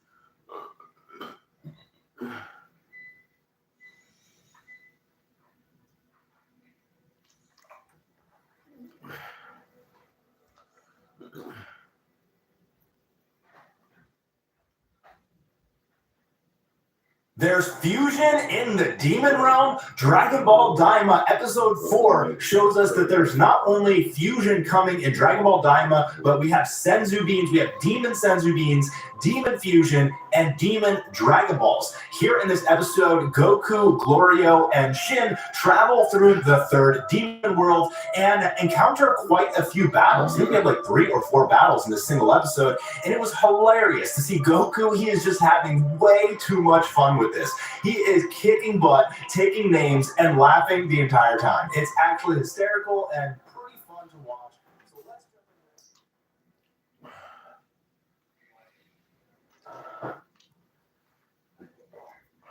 Yo, I know you've been seeing all the news about the crazy stuff these celebrities are doing at those parties with the baby oil. The news is telling us they confiscated about 1,000 bottles. And his lawyer said that there's a Costco down the block, which is where they're getting all this from. Everybody's going to be coming out now about some messed up situation they seen at one of these parties in LA. But what they won't tell you is that there is something even bigger going on, and they just using all this mess to distract you from what's going on behind closed doors. You see, the gov likes to give out benefits to all Americans, but they always do it when the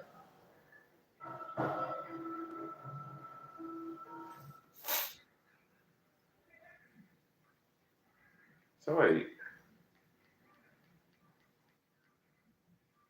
That's all time I thought he was like low key. Oh. So wait, was he playing Black Ops? Hmm.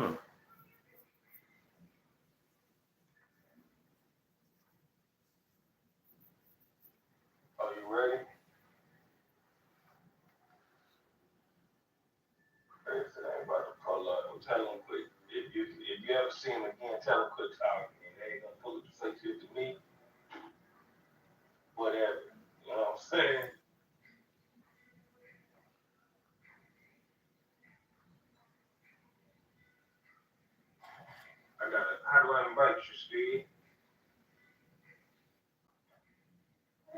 Oh,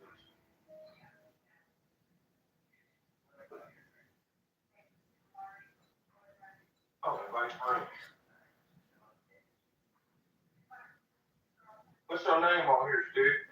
I invite you. Let's get it. I don't know what all systems this song, but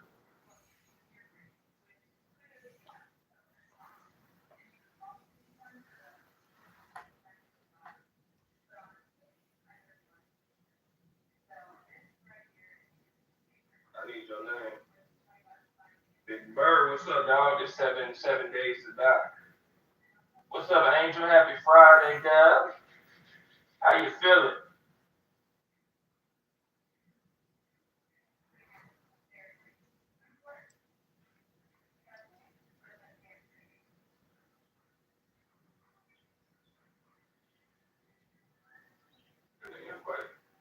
What I gotta do is just push tab.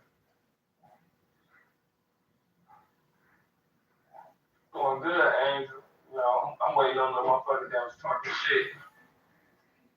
Come say some shit while I'm here.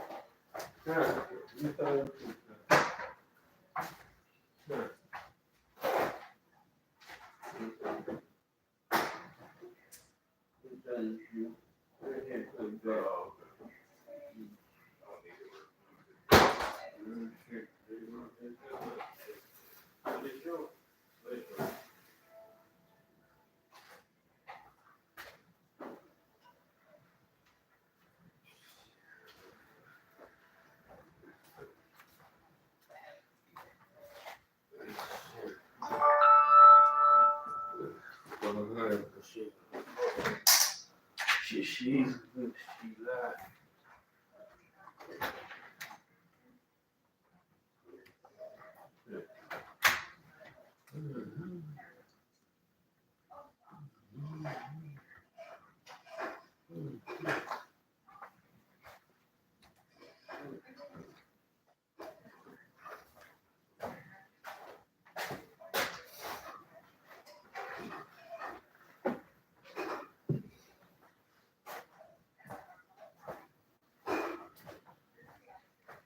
You got that clean shit? Yeah, that's a good stuff. The cat down. Yeah, it has some good stuff in it. You know what's in it. I don't want that shit. It don't got good shit in it.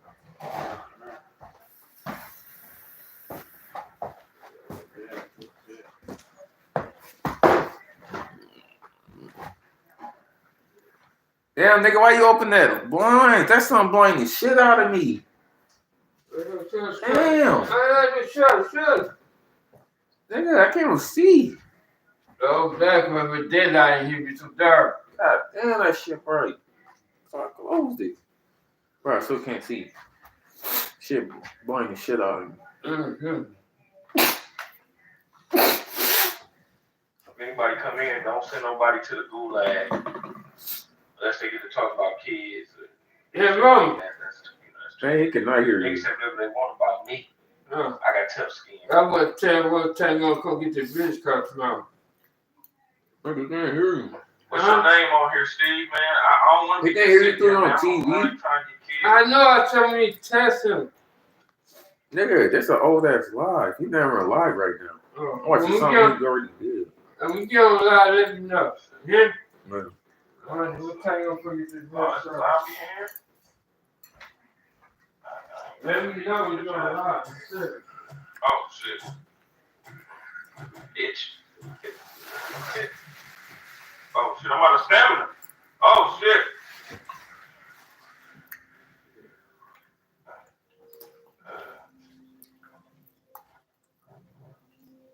I'm infected.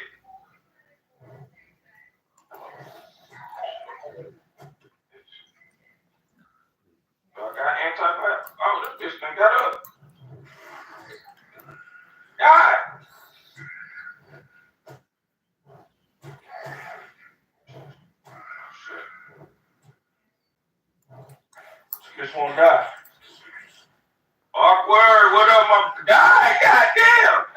I'm trying to loot the house. I need a weapon. Oh shit. They say I'm infected. This antibiotic? Or this antibiotic? I don't even know. Just fell on the trap. Alright.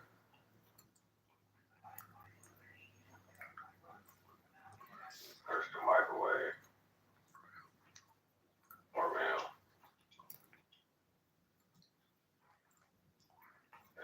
Like, how you do this shit? Ash, what's up? Mike Davis, what's up?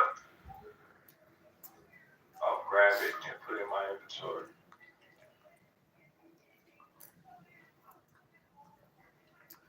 That's some scary ass. I hope ain't nobody up here. I need a weapon, bro. Yeah, invite me, bro. Alright. Matter of fact, I'm gonna leave so we can figure out.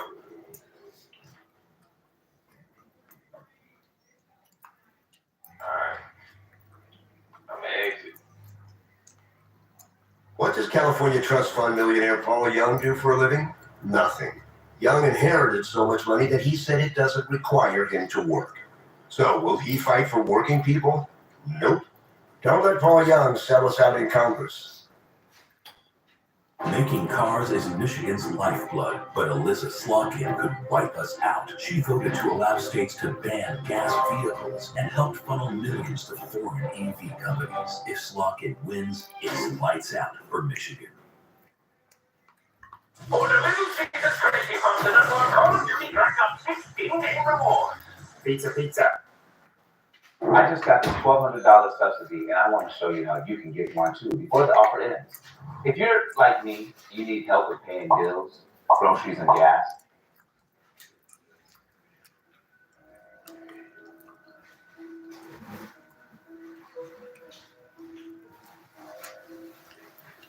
What's up, chat? Alright, so, alright, send me an invite, Steve.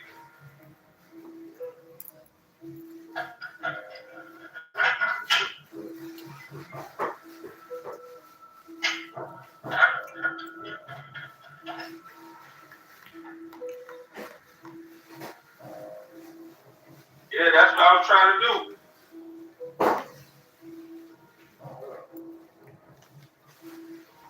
What's your name on Steam? Or you add me on Steam. My name is, what is my name on there?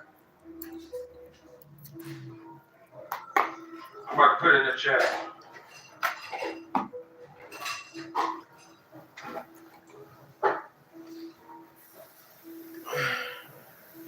Damn, that was pretty good. Shit. Pretty There good. you go, Adam. Aqua, what's the word, man? Take more rest of this. What we into, dawg? What's this? There ain't nothing either. I saw a truck, man. I'm trying to get a picture of it. It looked like your truck, little bro. Oh, it's 7 days.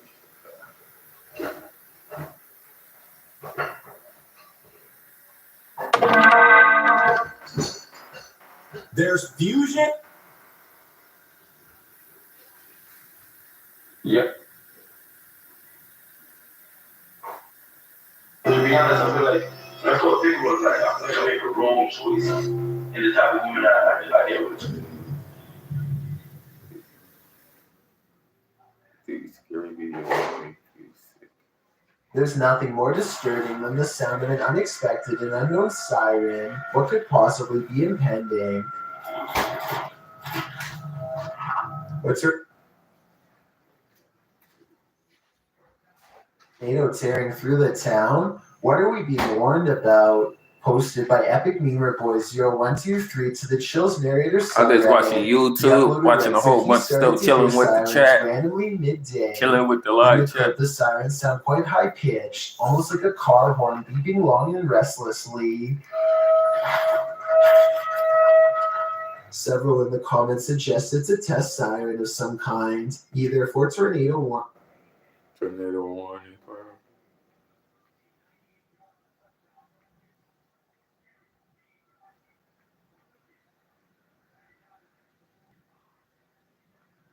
One Punch Man webcomic, chapter 151. Let's look into the future of One Punch Man as we continue the Mad Cyborg arc, where Wild Emperor is now taking on Beaufoy in a one-on-one battle between the technological geniuses of the series. And as we see, Beaufoy is a robot. He may be the Mad Cyborg, or Beaufoy may be controlling his body from a remote location. And on the previous chapter, since it's been about 9 months, Genos started to go a little crazy. He became just destroying everything in his path on his search for the Mad Cyborg. Also, Puri Puri Prisoner fights Raiden in his Neo Hero battle suit, which makes him insanely strong. And Puri Puri Prisoner got wrecked as the heroes took on the Neo Heroes and continued to do so. And finally, Genos found Boros in a deep underground station, one of which is supposed to be a station where the Mad Cyborg could be hiding. But instead of finding the Mad Cyborg, he found Boros, wondering if he's going to unleash Boros upon the world. And then finally, Saitama meets with Blue, and he accidentally punches him, and he tries to pull away at the last second, but the damage is enough to completely wreck Blue's suit. First, let's start with the beginning of the chapter, going over to Blue, who is all beaten and battered, and his hero suit is pretty much broken. He bumps into Saitama, and he asks him to join forces with him, but Saitama, he's not going to do that. Everybody wants Saitama at this point to join them, to protect them, but Saitama, he just wants to do his own thing, and he tells Blue, you should evacuate. If we bump into each other again, it could be dangerous. And Blue doesn't even quite understand it yet, but I think he will once they introduce Blast here in the webcomic. The thing is, in the webcomic, Blast was never introduced fully, like the manga. We've only seen his back and some silhouettes. So I'm wondering if they're going to bring him in here pretty soon. Maybe not. Maybe they got to first finish this Mad Cyborg arc, which we'll get into here in just a minute. But first, we're going to go over to Pig God, who is fighting a giant monster, taking a bunch of hits. He's pretty much invincible. Damage to his body doesn't seem to do much, including bullets and such. And, even though he's getting blasted through, he can just eat and, regenerate. And this continues a many-chapter-long war of basically the robots and monsters being unleashed onto the population of all of the cities. Some secret organization has both combined this army of robots, and they've been storing and housing very strong monsters, I think, underneath the Hero Association. We did see a little bit of that in the Tatsumaki battle with the Tsukuyomi, as Saitama fell under the ground, and we saw him in a pit of monsters, and he's like, why is the Hero Association keeping all these monsters here? In any case, everybody continues to fight, and this war is still going on. But now we're going to go over to Bang, who is with Charanko, who is still weak, but he's still following Bang, who has just retired, but now he has to come out of retirement to fight once again. So now we're going to go over to the meat of the chapter, which is Child Emperor versus Beaufoy. And in the previous chapter, Child Emperor, he ate a lollipop, which has since made him go kind of like Super Saiyan. You see his eyes bulging and his hair kind of flowing. There's this kind of dark energy around him. And Beaufoy even knows that. He took some sort of neurotic to perhaps help him utilize his technological abilities way more, if he can increase the speed of his neural pathways or something like that. So he's going to be questioning Beaufoy. He knows that Beaufoy has unleashed these robots and he's a traitor, but in the beginning, Beaufoy just denies. And this infuriates Child Emperor. He's like, what the heck? How can you just continue to lie to my face? We've seen all of the damage on the monitors of the city. If it's not your doing, then, who else could it be? You call yourself a hero. You should be working right now. Why aren't you saying anything? It's a big election, but it's not complicated. He's rich, and he's for the rich, with a plan that helps billionaires and big corporations. She'll cut taxes on the middle class, because she's from the middle class. That's Kamala. John just graduated, and we are all so proud of him. His world is filled with possibilities. If you're still a human, if you still have any emotion left, your heart should be moving your body, and you should be going out and saving people. And Beaufoy just very calmly just kind of mocks him and calls him a child and says he's ridiculous. And in the meantime, Child Emperor is spazzing out. He's angry and confused, and he thinks that Beaufoy is the root of all of this evil and destruction.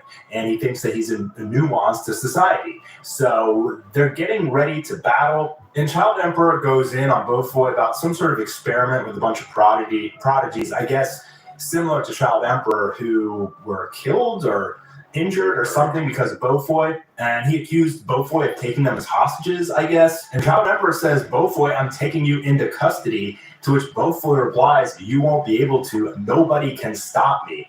And he's not even one of the heroes. So he's pretty much almost admitting here that it is him. He kind of denied. And as soon as Child Emperor was like, all right, I'm arresting you, he's like, you can't stop me, like, in what I'm doing. So he's like, as soon as you're a kid, go ahead and try your hardest. Child Emperor goes on the offensive, and he's able to create all of these robot fists that surround him. They're floating around him, kind of like hovering, like some sort of electro-nanotechnology that he can control, presumably because of this neurotic candy that he ate, saying that it's probably controlled using brainwaves, detachable floating multi-arm weapon. But we see that Beaufoy, he unleashes some sort of battle suit. And Child Emperor responds, is that the completed version? It's not that impressive. And Beaufoy responds, well, that's not your final weapon either. So now they just go at it. They start attacking. Is this battle suit similar to the Neo Hero battle suit? Is it an advanced or perfected version that, the one that Blue is using? Not really sure yet, but they're going to go at it. And Child Emperor really is unleashing more of the attacks here. Beaufoy doesn't really seem to be able to do much, but it also doesn't really appear that he's trying too hard. So this neurotic candy that Child Emperor ate is affecting him, and he says, my brain tracks patterns and then accelerates the rush without hesitation. Infinite punches. So yeah, the candy obviously increases this kind of robotic power that he has, but Beaufoy has an energy shield. He creates a barrier and he deflects all of it away. And it appears that many of Child Emperor's attacks finally start getting through the barrier, and then he's able to land some massive blows onto Beaufoy, knocking him down to the ground, actually twisting his neck 180 degrees. Child Emperor saying, just as I thought, the man himself is weak. But that's when Beaufoy twists his head around 180 degrees like the Exorcist, and he says, you're cocky, aren't you? So he's still alive. He is full robot. I don't think there is any human in him. And so the Dr. Beaufoy we thought was the scientist controlling all the robots is in fact a robot himself. Who is controlling him? Is it the mad cyborg, or is there a real human Dr. Beaufoy somewhere? Lots of questions, but it's pretty evident here that Beaufoy is evil, and maybe Drag Knight was telling the truth. But unfortunately, we didn't really get a lot of answers in this chapter, just kind of getting us into the combat, which will eventually give us answers. But I'm happy that we got a webcomic chapter. It's been a very long time, like 6 months, I believe, or more. And hopefully one will start to pump these out. I mean, we got to finish this Mad Cyborg arc. It's been forever, and everybody wants to know who the Mad Cyborg is and see Genos, get his redemption, and it'll be exciting.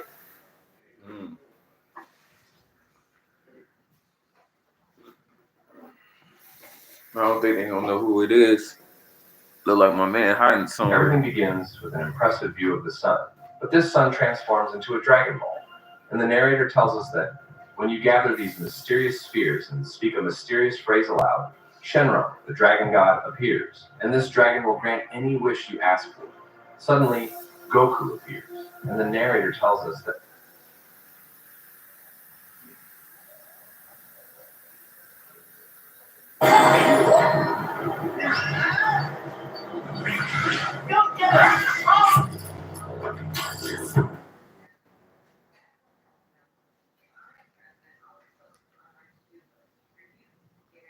What does California Trust Fund millionaire Paul Young do for a living? Nothing. Young inherited some...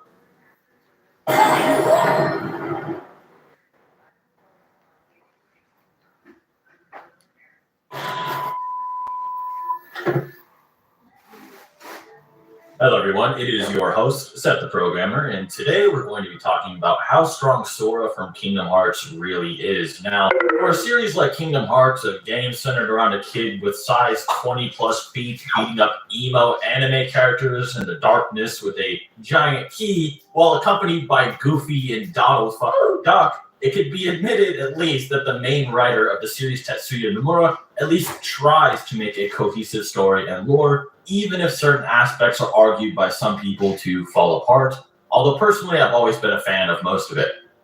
And funnily enough, for a game so focused on the story and the characters, scaling and battles are quite prevalent in the series. They have characters blitzing each other, one-shotting each other, or even tanking attacks from characters weaker or slower than they are in cinematics, like some kind of crazy shonen Bleach anime battle.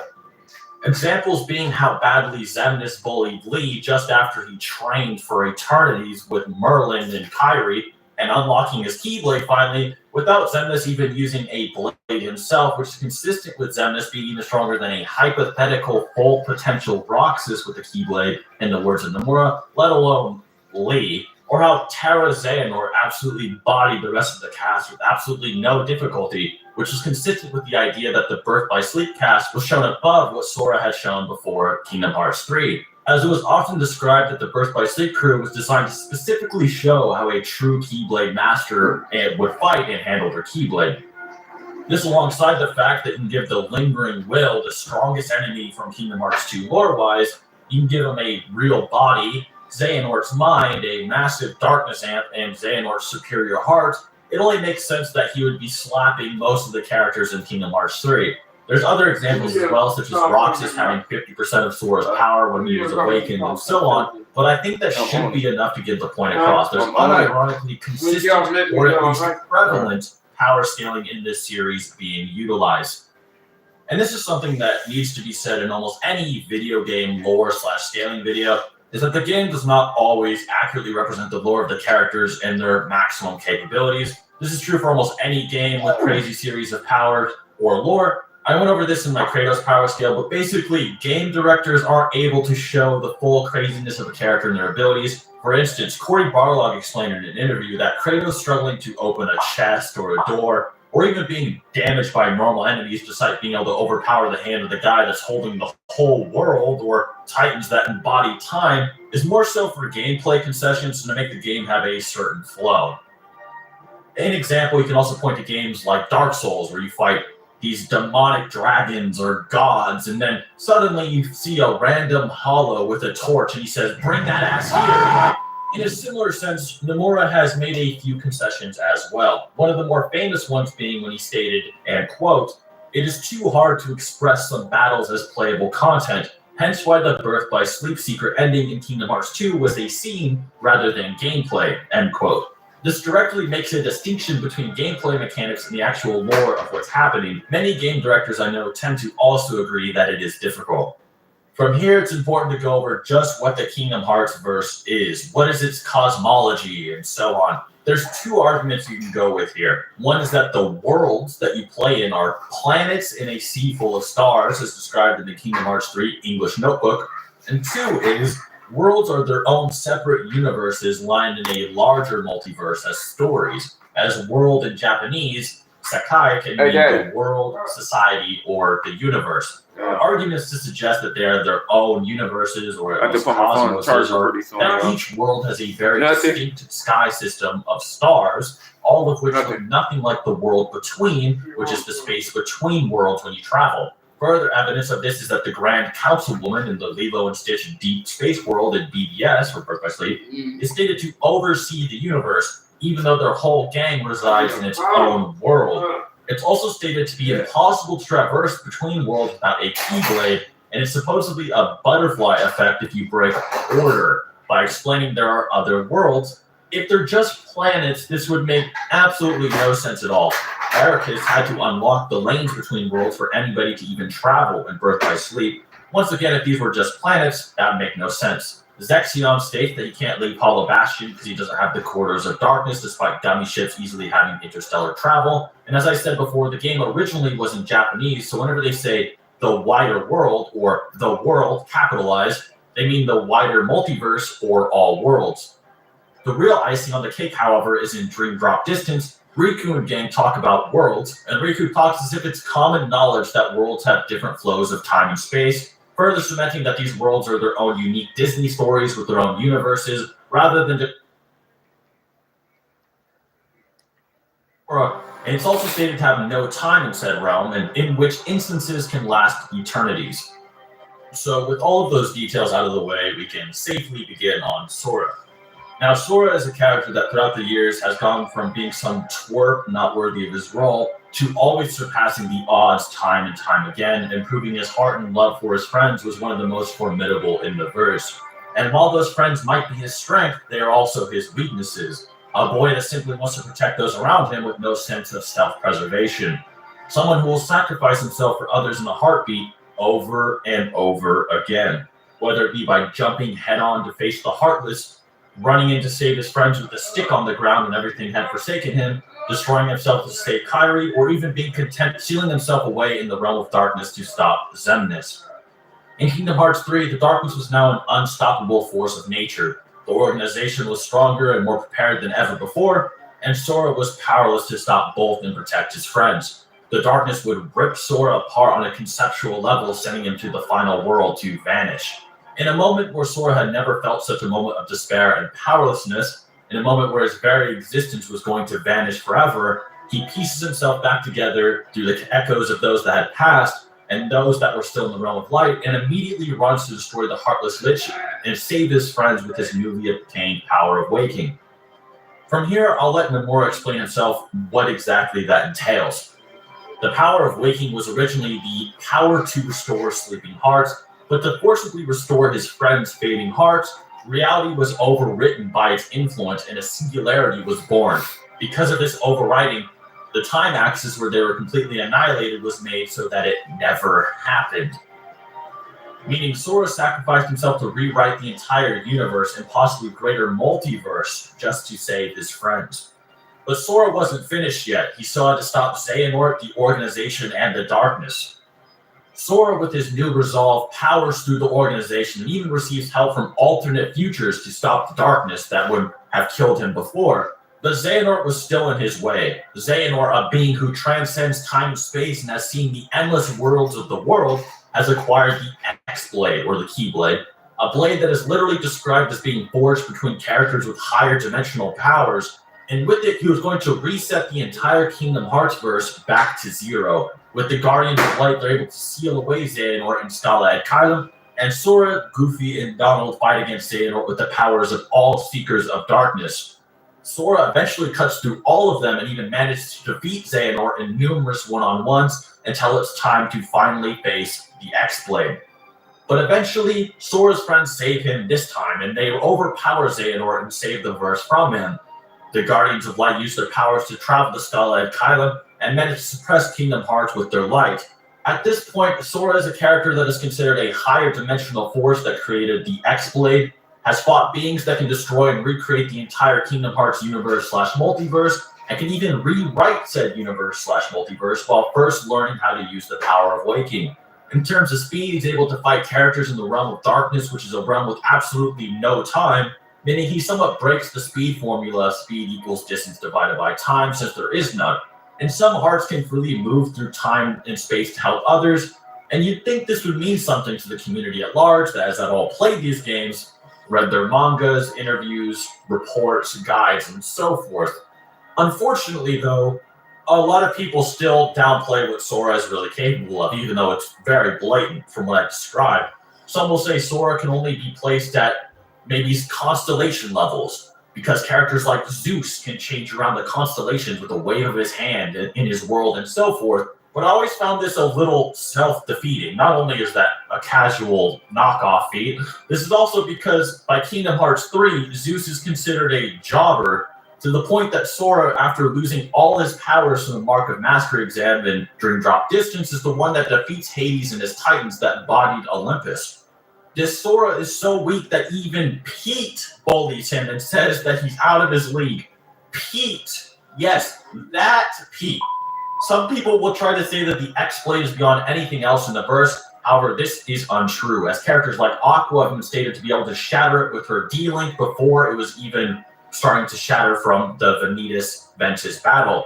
Xehanort losing with it and so on. It wouldn't make much sense for Xehanort to lose or be even remotely affected by the cast with this higher dimensional Keyblade if they weren't at least in the same realm of power or order of magnitude. If he was infinitely stronger, it wouldn't make any sense. The power of the heart itself is often also overlooked. In the original Keyblade world, all of the light was destroyed, meaning all of the realm of light existence was destroyed.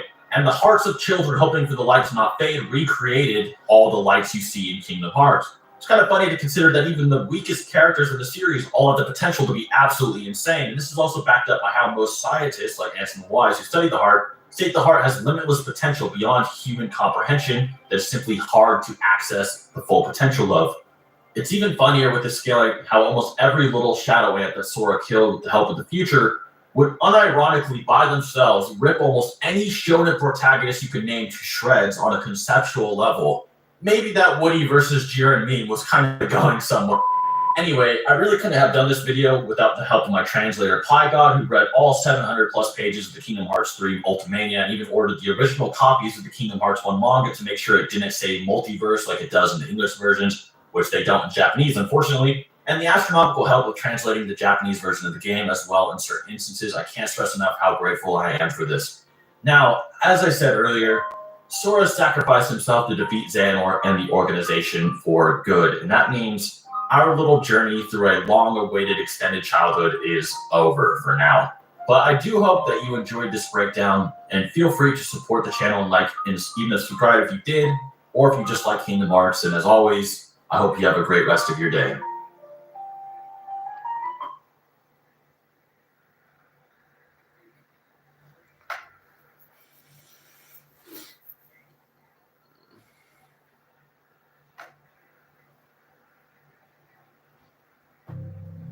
In 2017 at Yellowstone, this Reddit user's brother took a photo while photographing wildlife. Later, when their father looked at the images on his computer, he noticed something strange. A mysterious face seemed to be looking through the car's windshield in the background. Confused by this discovery, the user reached out to others for logical explanations, but to this day, no one has been able to clarify the mystery. That's scary. While riding with his son, the father spotted something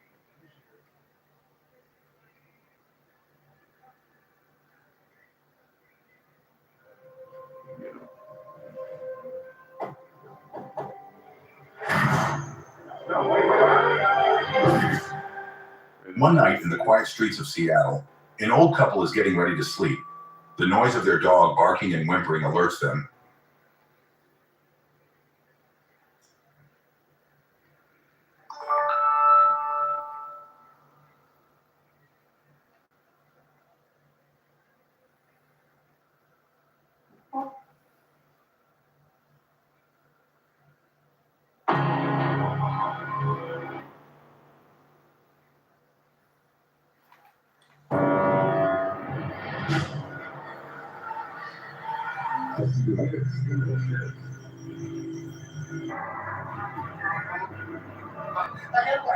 Thank you for tuning in to another episode of Classified Captures. Steve here, and today we've got a wild lineup of clips ranging from alien sightings to never-before-seen footage of cryptids that will blow your mind.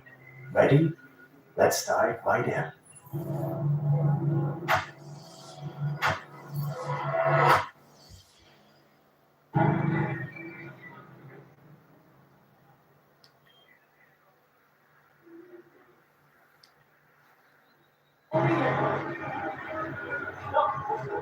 A man was outside when he noticed this odd-looking cloud in the blue sky. A single, distinct cloud floating all on its own. What made it stand out? What? I don't see what's scary about that. But some pieces of footage are just too compelling to ignore.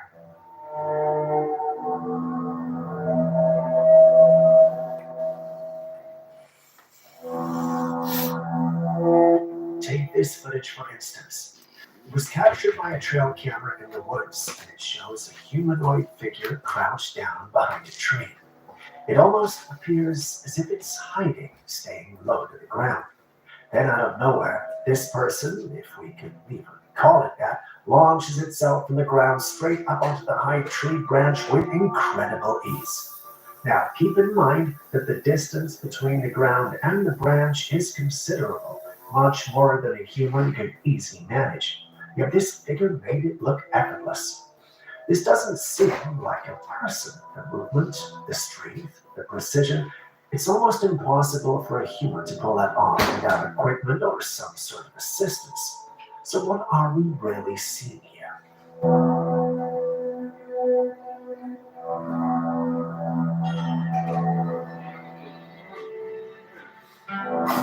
A security camera just outside a small town captured something strange one night.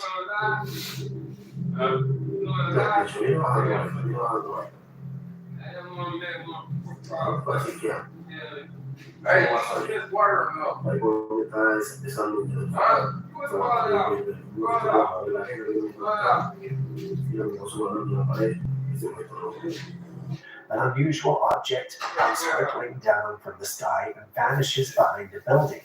Then it reappears, gliding along the ground almost like it's floating, moving across the wall before vanishing from sight again. The object looks circular, glowing with a strange red hue, almost like flames surrounding it. The person who spotted this in footage thinks it could be a witch, but it doesn't necessarily look human. So, what could it be?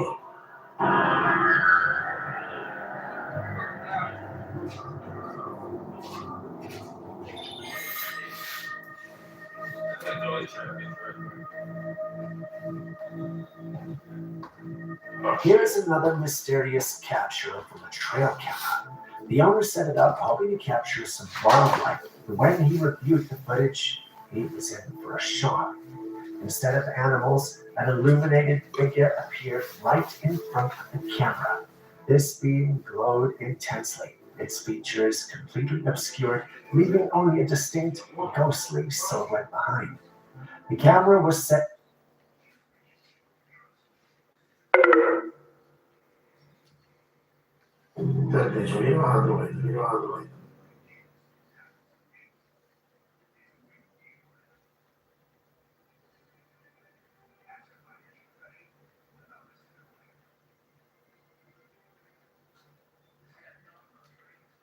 Standing there, barely visible, but with an unmistakable. For over 100 years, Michigan has been #1 for car production. I didn't It's our cut that stove lifeblood. up. But Alyssa Slotkin couldn't wipe us out. She voted to Be allow right back, states Joe. to ban gasoline vehicles. Slotkin helped funnel hundreds of millions of real tax dollars to foreign EV businesses that then laid off Michigan workers. And she took thousands in cash from EV lobbyists. If Alyssa Slotkin wins, it's lights out for Michigan workers. Senate Leadership Fund is responsible for the content of this advertising. This is the Google Pixel 9. These are some restaurants Dan just suggested, and this is you holding down a button and having Gemini put these restaurants on a map. Nice, that works. All presents. The whole thing was a tad eerie, and it left him thinking, what if this wasn't human at all? The figure seemed too calm, too composed for a person lost in the woods. Could it be a skinwalker or some other being?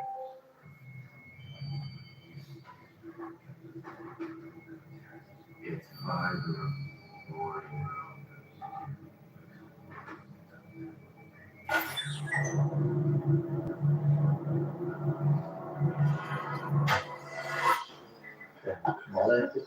Que ça bouge?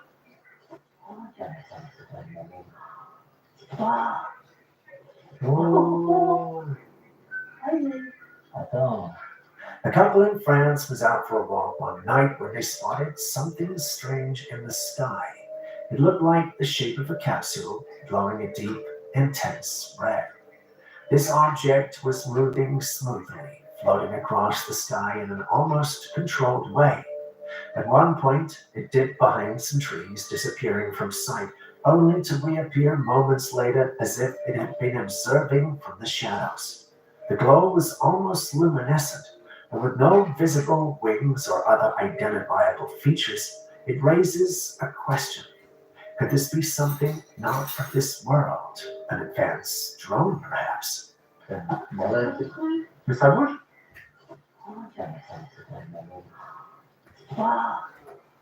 Whoa. Attends.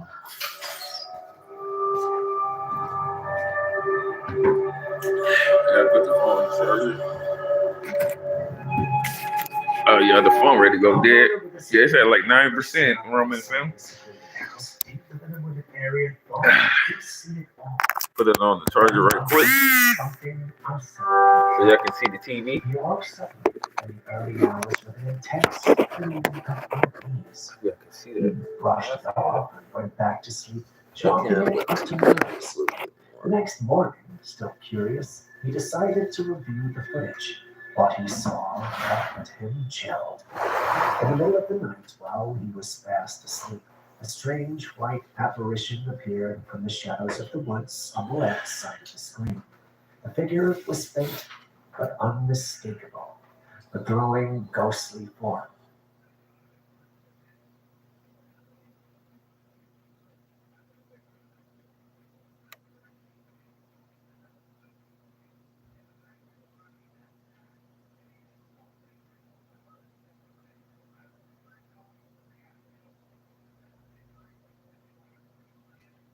Oh, this is one of those instances, but on a much larger, more surreal scale. The first image they shared appears to show a massive cloud formation shaped like Godzilla. Yes, the infamous monster from the movies, and it's spot on. You don't even need to look twice. The second image gets even crazier. It depicts Godzilla's head with its mouth open and a bright beam shooting out from it, like its signature atomic breath. Damn, that's crazy. Now, I know we often talk about pareidolia, our brain's tendency to find familiar shapes and random patterns, but this one really does look uncanny. It's almost too perfect to be mere coincidence. Could the clouds be showing us something beyond the ordinary?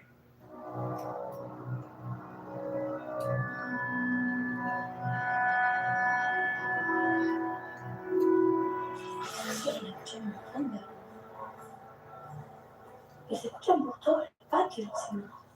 No es algo que va a pasar en un solo lugar. Pero no sé.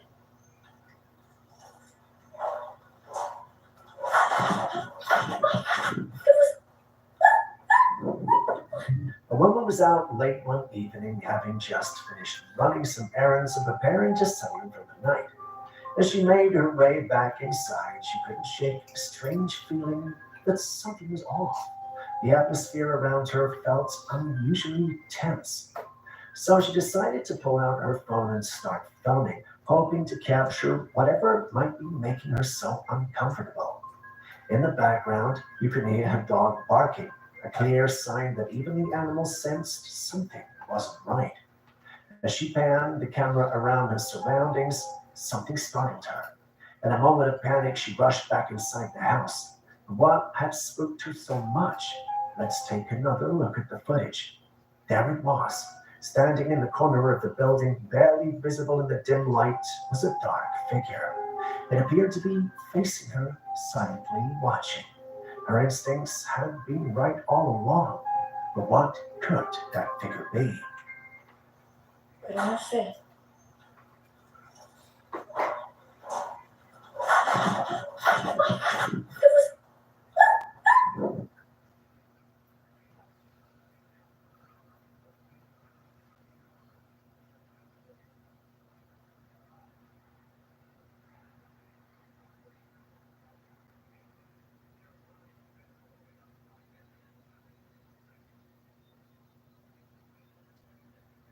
Out within a few weeks.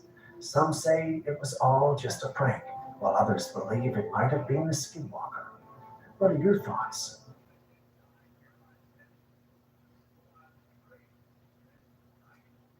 To grab the man. Luckily, there were metal bars on the window that prevented anything from getting to him. The creature quickly ran off, but the family was so shaken they moved out within a few weeks. Some say it was all just a prank, while others believe it might have been a skinwalker. What are your thoughts?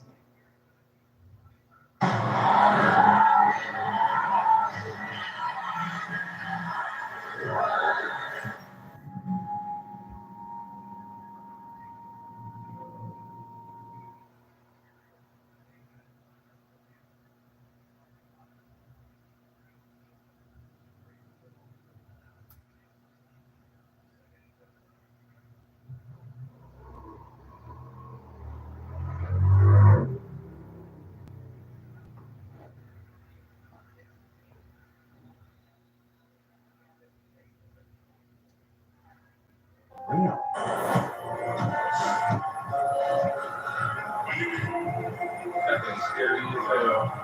A creature about the size of a baby was seen hopping on all fours like a frog. But this wasn't just any ordinary animal. I know what the hell that thing is, This y'all. thing had a That bizarre, thing ain't almost human. human-like appearance except for its disturbing features.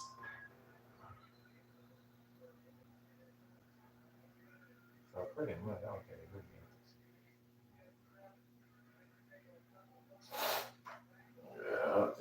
Yeah, Its feet were clawed, its head was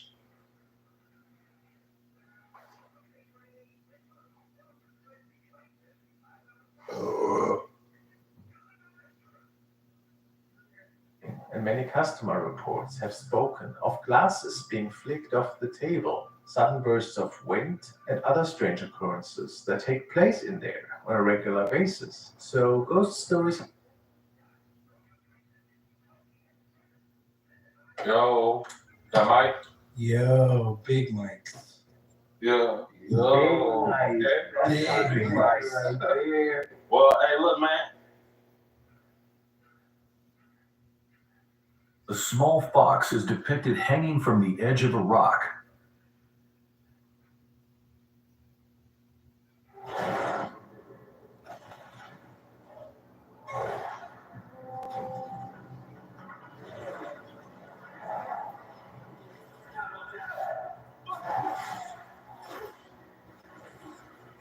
The Japanese army stationed in Korea transformed Koreans into monsters, a massive human experimentation lab. After decades, it is still hidden underground in Seoul. As the nightmares of the old era sweep back, can the protagonists save their homeland from peril? Stop talking nonsense. Let's start right away. Compared to the first season, the story is set in a timeline 7 years I'm an electrician, and I voted Republican in the past, but I cannot support Donald Trump's plan to cut taxes for the super rich. Kamala Harris will cut taxes for working people like me, so I'm voting for her. This is fun. Getting in the pool. It's a weird move. Oh no. Okai appears. He looks like Zheng Taisheng. The man's whereabouts are mysterious, and his identity is unknown. He has scars on his back. Is Haokai really the Taisheng from back then? The truth awaits to be revealed. At this time, he works as a representative in a trading company. Although the name sounds impressive, the entire company has only 2 people. Moreover, their work is unusual. They accept any commissions. One day, Haokai goes on a field assignment with the company president Long Ji. They help a wealthy woman catch evidence of her husband's infidelity. If they mess up this deal, they won't be able to pay the bank interest within the week. Long Ji puts on Haokai professional hidden camera glasses and urges him to act quickly. The hotel staff he bribed gives Haokai a note with the room number 608 written on it. At this moment, there is nothing happening in room 608. A man is staring at a notebook on the table. The monster depicted above is from 78 years ago. Just then, strange noises come from the bathroom. The man picks up a baseball bat to check. He finds nothing unusual. Just as he breathes a sigh of relief, a sudden change occurs. A tentacle pierces the man's skull. Meanwhile, Haokai arrives at the door of room 608. He uses his phone camera to knock on the door. There is no response from inside. At the same time, a figure in black climbs through the window. She looks at the doodles on the table. A look of shock appeared on her face. It turned out that the figure in black is the heroine Caillou. So many years have passed. She hasn't changed at all. At this moment, Hao Kai uses a master key to open the door. There is no one in the living room. Could they be taking a shower? Hao Kai opens the bathroom door. He sees blood all over the floor. Just then, he is ambushed from the shadows. He gets up and fights back. The two wrestle in the dark. Caillou knocks off Hao Kai's glasses. Long Ji cannot see what is happening inside. He rushes into the hotel, calling for the front desk to help. But Caillou has already jumped out the window. When they arrive at the room, they only see the corpse of the guest. The undercover agent in the hotel is very helpless. The note says 809, not 608. Meanwhile, Hunt received a message. It reads, the traitor has been eliminated. The person who killed the guest in 608 is standing on the rooftop. He watched Caillou leave. On Hao Kai's side, as a witness, he is being questioned by the police. Fortunately, they are familiar with the search team leader. After all, Hao Kai has been to the police station due to illegal filming before. The leader even asks Hao Kai to investigate the suspect who jumped into 608 through the window. Can the police department really send him out? If Hao Kai is unwilling to help, the leader will have to list him as the prime suspect. 뭐가 됐든 찾아와. 이놈이 누군지, 여자인지 남자인지. Hao Kai feels helpless. He has no choice but to take on this task. The female police officer has just been assigned to the homicide unit. She asks the team leader, is it okay to do this? They're only sending 2 ordinary people to investigate a serial killer? The team leader replies, you don't understand the situation. 3 months ago, Hao Kai and his partner helped the police catch a violent criminal they had been tracking for 3 years. These two are very resourceful. They are best suited for catching criminals. The guest in 608 is named Wu Qixuan. He is a security guard in a biotech company. He is the 5th victim of the serial killer case. All the victims had burst eyes, and their brains were scooped out. At this time, after inquiring, Wu Qixuan's father finds a commission organization. He wants them to help find the murderer of his son. The one accepting the commission is Caillou. She went to room 608 at the request of old Wu to look for his missing son. Unexpectedly, the target person is already dead. On the other side, Hao Kai starts his operation. He asks Long Ji to send the suspect's photo to all their contacts so they can keep an eye out for anyone resembling the photo. Long Ji looks at his grandfather's photo. He sighs. Why do I have to inherit all of this? It turns out Long Ji's grandfather is Qian Zhendu, a close friend of the protagonist Taishan. He left Long Ji not only the trading company, but also the connections he built over the years in various places. This is a vast web of information, more valuable than any resource. That night, Caillou received a new commission. She pulls up the hotel surveillance footage. She sees Hao Kai, who looks just like Taishan. She can't believe it. Could it be that Taishan is still alive? At the same time, Hao Kai repeatedly reviews the video recorded by his glasses. He noticed that the suspect is wearing a bracelet. The bracelet was a gift from Taishan to Caillou. The next day, Long Ji arrived. He said that 2 construction workers from New Sand Cave, they have seen the suspect upstairs. He usually appears before sunset. Then he sits on the rooftop until dark. Hao Kai rides his motorcycle to the scene. He catched a glimpse of a shadow. On the rooftop, Caillou moves like a ghost. She heads downstairs and brushes past him. Using his 6th sense, he follows her. Caillou realized she is being followed. She intentionally leads him into an alley. She points a stick at Hao Kai. She demands, who are you? Hao Kai raises his hands in surrender. He counters by asking Caillou, do you know Wu Qixuan? Caillou looks at the familiar face. She relaxes her grip on the stick. Hao Kai quickly retaliates, but he is no match for Caillou. He is swiftly subdued by her. Now the two finally meet. Caillou calls out Taishan's name. She takes a step forward. Caillou embraced the person she has missed. At the same time, a young man breaks the door lock and enters Caillou's room. He saw Wu Qixuan's notes and a portrait of Taishan in a frame. Immediately after, the man from before goes to the building of the biotech company. This place was formerly the Wencheng Hospital. Hunt arrived at the company's basement. The Wencheng Hospital used to conduct human experiments here. The laboratory still retains. Hunt directs the researchers to conduct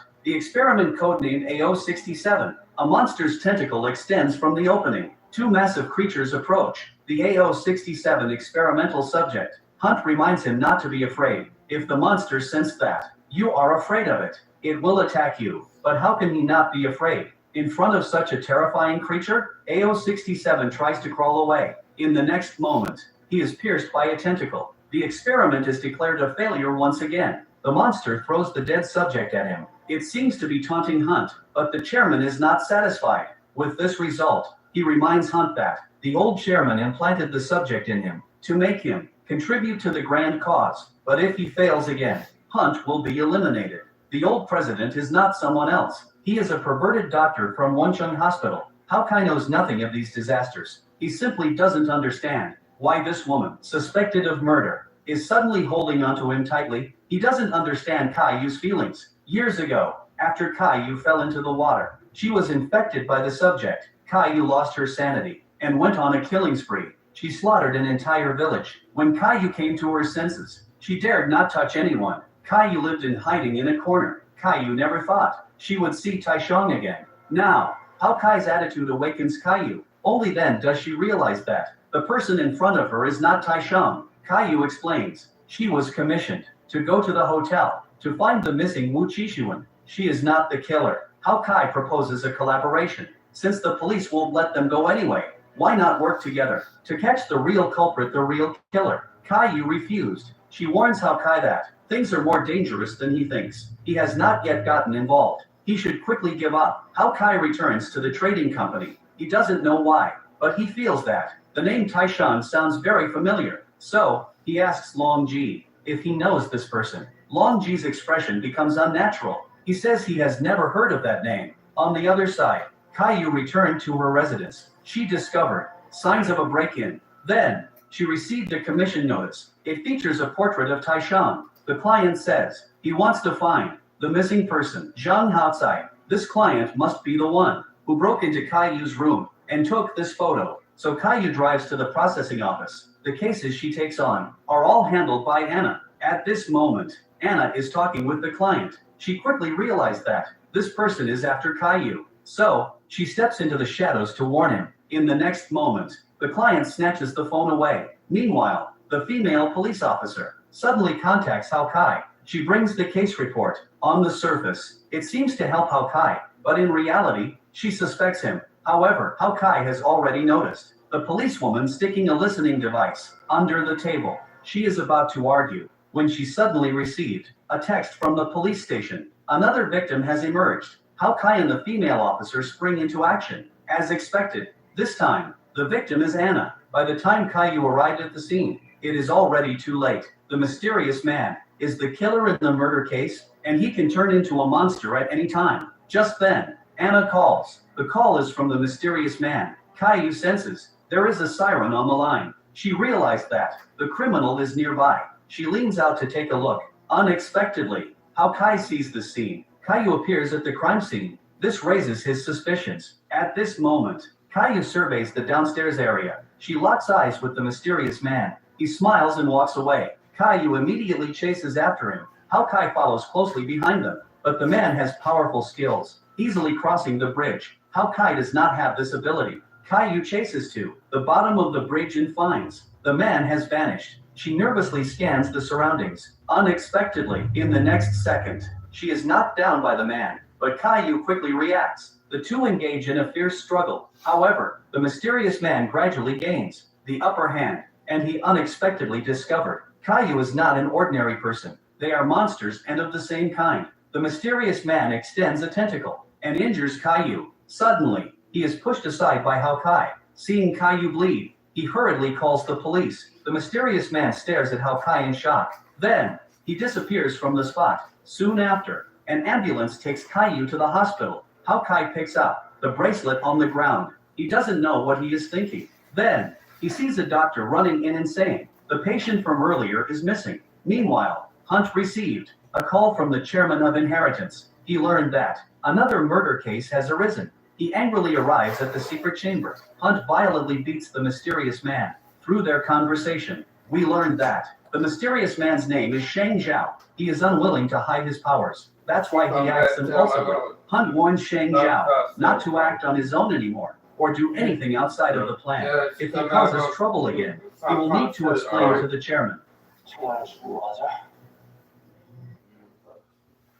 For over 100 years, Michigan has been #1 for car production. It's our lifeblood. But Alyssa Slotkin couldn't wipe us out. She voted to allow states to ban gasoline vehicles. Slotkin helped funnel hundreds of millions of your tax dollars to foreign EV businesses that then laid off Michigan workers. And she took thousands in cash from EV lobbyists. If Alyssa Slotkin wins, it's lights out for Michigan workers. Senate Leadership Fund is responsible for the content of this advertising.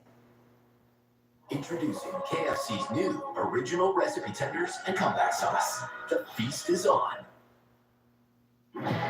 Finally, there's an easy way to track your glucose with Stella. At Penn Foster, I can earn my high school diploma online, on my time, and on my budget. What this means is, Hao Kai has been an inheritance. His identity is very mysterious. Shang Zhao puts the stolen portrait into a box. He takes out a photo of Ming Zi. Shang Zhao might be Ming Zi's son. Who is the infected baby from season 1? The baby who was infected. On the other side, Hao Kai worried about Caillou. He used his contacts everywhere. To gather information about Caillou, an elderly man stated that Caillou has been texting with Anna. The girl rarely shows up. Hao Kai, upon hearing this, gives the old man some money. Her grandson just graduated and passed the interview with Inheritance Pharmaceuticals. Now is the time he needs money. The old man happily thanks Hao Kai, but mistakenly calls him Taishan. The old man's expression changes slightly. She quickly explained that Fujian Trading Company used to be a pawn shop. Zhen Taishan was the owner there. The older generation has heard of this person's name. Hao Kai cannot forget this matter, because a year ago, he had an accident that caused him to lose his memory.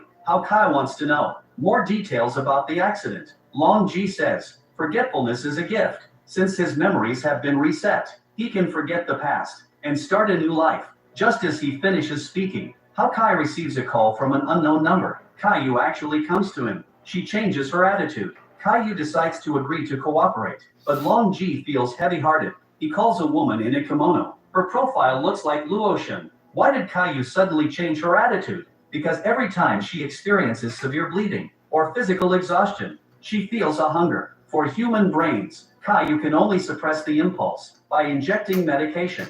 Caillou comes back to her senses and realizes she has lost the bracelet. Taishan once said that the bracelet represents luck. When Caillou feels helpless, Hao Kai's business card comes into view. She goes to the address written on it. Caillou discovered that the trading company is located where the pawn shop used to be. Hao Kai sees her pale face. He asks how her wound is healing. Caillou sets 2 rules. First, no personal questions. Second, Hao Kai must follow her orders. This is a dictatorial clause. Caillou explained the information she has discovered. Now, Anna's phone is in the killer's hands. He previously commissioned Caillou to find the person in the portrait. Hao Kai takes it to look at it. Isn't the person in the portrait him? At this moment, the female officer listens to the conversation through the bud. She deceives Hao Kai with her actions. She secretly placed the device. Long Ji eavesdrops through the crack in the door. At the same time, Shang Zhao reports to Hunt that he encountered another of his kind outside. Just as he finishes speaking, Shang Zhao received a call from Caillou, but the voice on the line is Hao Kai's. Shang Zhao hangs up and sends a text.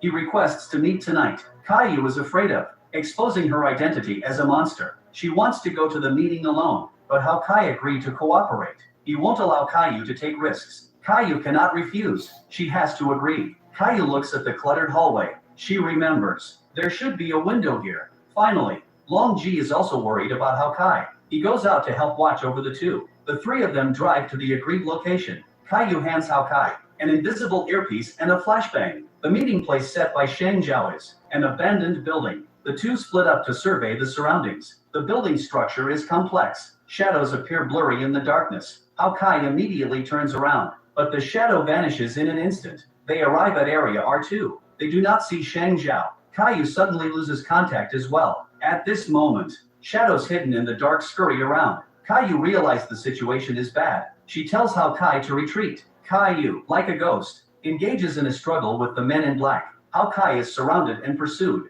He crashed through a wall and get up to escape. Fortunately, the men in black are not high-level monsters. The only trouble is, there are too many ambushes. This fight scene should be very exciting. Why say should? Because in the dark, the enemies are all dressed in black. and their movements are impossible to see. You can only hear the sounds, so it can be inferred that Caillou's fighting ability is strong. Long Ji is very anxious outside. He holds a baseball bat and ready to enter the building. Long Ji runs into Shang Zhao. Hao Kai is fighting while running. Along the way, he is kicked down to the first floor. The men in black jump down. Like dumplings, all of them follow and jump down. This scene is somewhat comical. In a critical moment, a pile of things falls from above, knocking many people down. Immediately after, Caillou suddenly appeared. She pulled Hao Kai and ran toward a safe place. They ran to the upper levels. They locked the door. The men in black pound on the door outside. The iron door is dented from the blows. Such strength is not something a human could possess. The iron door won't hold for long. Caillou looks down at the window. She estimates the height. There is a lot of debris and waste on the ground. She turns and kicks Hao Kai down. As he falls, Hao Kai recalls some memories. He struggles to get up despite the pain. Hao Kai goes to find Long Ji. He saw Shang Zhao approaching with a stick. Hao Kai asks Shang Zhao what his purpose truly is. 정말 모든 기억이 다 사라진 건지, 정말 아무것도 안 남은 건지. Then, Shang Zhao's hand transforms into a monster form. He launches a direct attack. Hao Kai has no ability to resist. He can only dodge the attacks. Even so, he is still seriously injured. Shang Zhao thinks, this is no fun in this state. Meanwhile, on Caillou's side, without Hao Kai's burden, she finally unleashes her full power. Caillou wields dual blades. She kills as easily as chopping vegetables. Caillou's speed is incredibly fast, although Caillou's combat ability is strong. The number of men in black is too great. Normal damage cannot kill them. Thus, Caillou quickly falls into encirclement. She struggles hard to break free. Caillou dodges countless curved blades. She kills the leading man in black. Caillou finally stabilizes the situation. A large, muscular man appeared. He throws several gas grenades over. Caillou tries to run. She is caught by a masked man. He grips her neck tightly until Caillou stops struggling. They drag her out of the building and hand her over to Shang Zhao. Shang Zhao extends a tentacle, piercing through Caillou's abdomen. Hao Kai sees this scene. He suddenly has a headache. Hao Kai remembers the memories of Taishan. He crawls to Caillou's side. Hao Kai covers her wound, and Shang Zhao sees Hao Kai's scar. Just then, Long Ji drives in, crashing towards them. Hao Kai throws out a flashbang just in time. He carried Caillou into the car and leaves, but Shang Zhao does not let his men pursue, because Caillou's wound hasn't healed. In addition, today, she sustained the same injury again. The wound is bleeding severely. Symptoms of hunger and thirst. These desires cannot be suppressed. At this moment, Caillou was on the brink of losing control. She kicked Pen the car door and rushed out. The car flips over from the impact. Hao Kai sees Caillou leaving. He fears she will be caught up. Little did he know, the taste of blood is tormenting for Caillou, but Hao Kai doesn't understand what's happening. He cannot ignore Caillou. He can only hold Caillou tightly. Soon after, the female officer chases them to the vicinity, but there is no one in the overturned car. The female officer surveys the surroundings.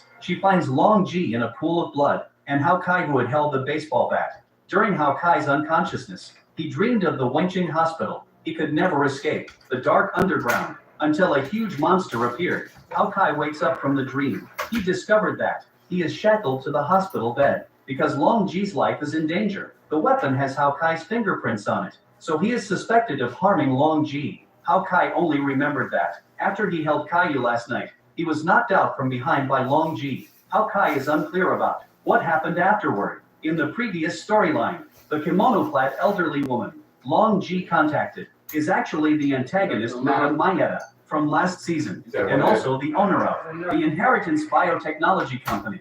Long Ji surprisingly has connections with Mayetta. He is not a simple person. At this moment, the police arrived at the abandoned building. The fight marks on the walls are beyond human capabilities. There are nitrogen tanks among the debris. The search team leader has many questions, so he asks the female officer to consult the doctor when Hao Kai can be discharged to cooperate with the investigation. While the female officer inquires at the front desk, a person disguised as a nurse slided a note into Hao Kai's hand. The latter looks up to see. This person turns out to be Shang Zhao. If he wants to find Caillou, Hao Kai needs to follow him. When the female officer returns to the ward. Oh no, is this like an in the pool party? Can't get in there. I need food. Can't swim while I'm eating. Genius. Tiny bites. The chip will keep you dry. That felt mean and intentional. What does California Trust Fund millionaire Paul Young do for a living? Nothing. Young and hip. John just graduated, and we are all so proud of him. His world is filled. Hao Kai has already disappeared. She immediately notifies the police team. Meanwhile, Shang Zhao exits the hospital. He finds the motorcycle still in place. It turned out that the male lead is worried about Long Ji, so he risks going to the intensive care unit to visit him. He doesn't understand why Long Ji knocked him out. The police are about to rush into the intensive care unit. Hao Kai prepares to leave. Long Ji makes a weak sound. He repeatedly says, "Don't go back. Don't return to the past. You are now Zhang outside." By the time the police arrive, the person has already vanished. At this moment, Caillou is once again locked in the nightmarish Wencheng Hospital. Hunt is studying her x-rays. Caillou and Shang Zhao are very similar. When the parasites enter the brain in larval form, they usually take root near the top of the skull. But the parasites in these two people's brains are both rooted in the back of the head, in the occipital lobe and memory regions. Since Shang Zhao implanted the adult form from his mother, Caillou was likely implanted in the same way. Could it be that their mother's genes are protecting them? Caillou frantically pounds on the door until a patient on the opposite side speaks to stop her. "Don't waste your effort. You won't be able to open it." This boy is Zhang Hio. He has a disability in his right leg. He suffers from acquired polio. That's why he was able to pass the interview. Because the parasites need test subjects. The people from the company deceive the employees. They have developed a new drug. When people drink it, they can receive 10 million won, and it can cure various difficult ailments. Zhang Hio, who feels inferior due to his disability, after the old woman received a remittance, she is unable to contact her grandson. Everyone who was admitted with Zhang Hio has died. Now, only he is left struggling. On the other side, Hao Kai returns to the trading company. He rummages through things. He hopes to regain his memories. After looking at a photo of Quan Jun-do, he found a photo of Taishan with the Kim family. The man looks just like him. Hao Kai seems to be transported back to the day the photo was taken. Everyone's faces are incredibly vivid.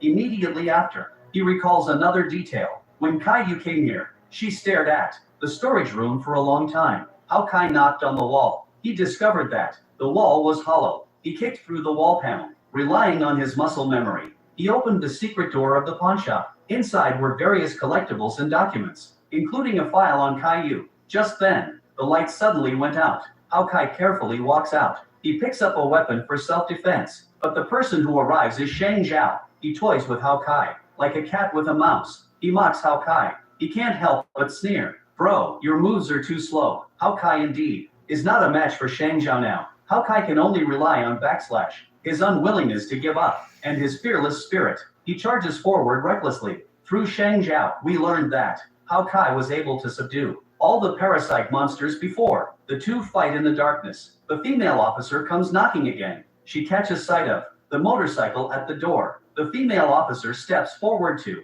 knock on the door. She finds the trading company has been locked from the inside. Shang Zhao has the upper hand. He wants to force Hao Kai to confront everything that has happened. This is the way to regain his former self. The female officer hears the sounds of fighting. She bursts in through the back door, but the people inside have long since vanished. Shang Zhao drags Hao Kai. They arrived in front of a water tank. Inside the tank is a parasite. Shang Zhao states, "Do you want to return to how you were before? The choice is in your hands." The scene shifts back to the underground of the Inheritance Company. Hunt is interrogating Caillou. He wants to know if there are any of her kind outside. Caillou asks him upon hearing this.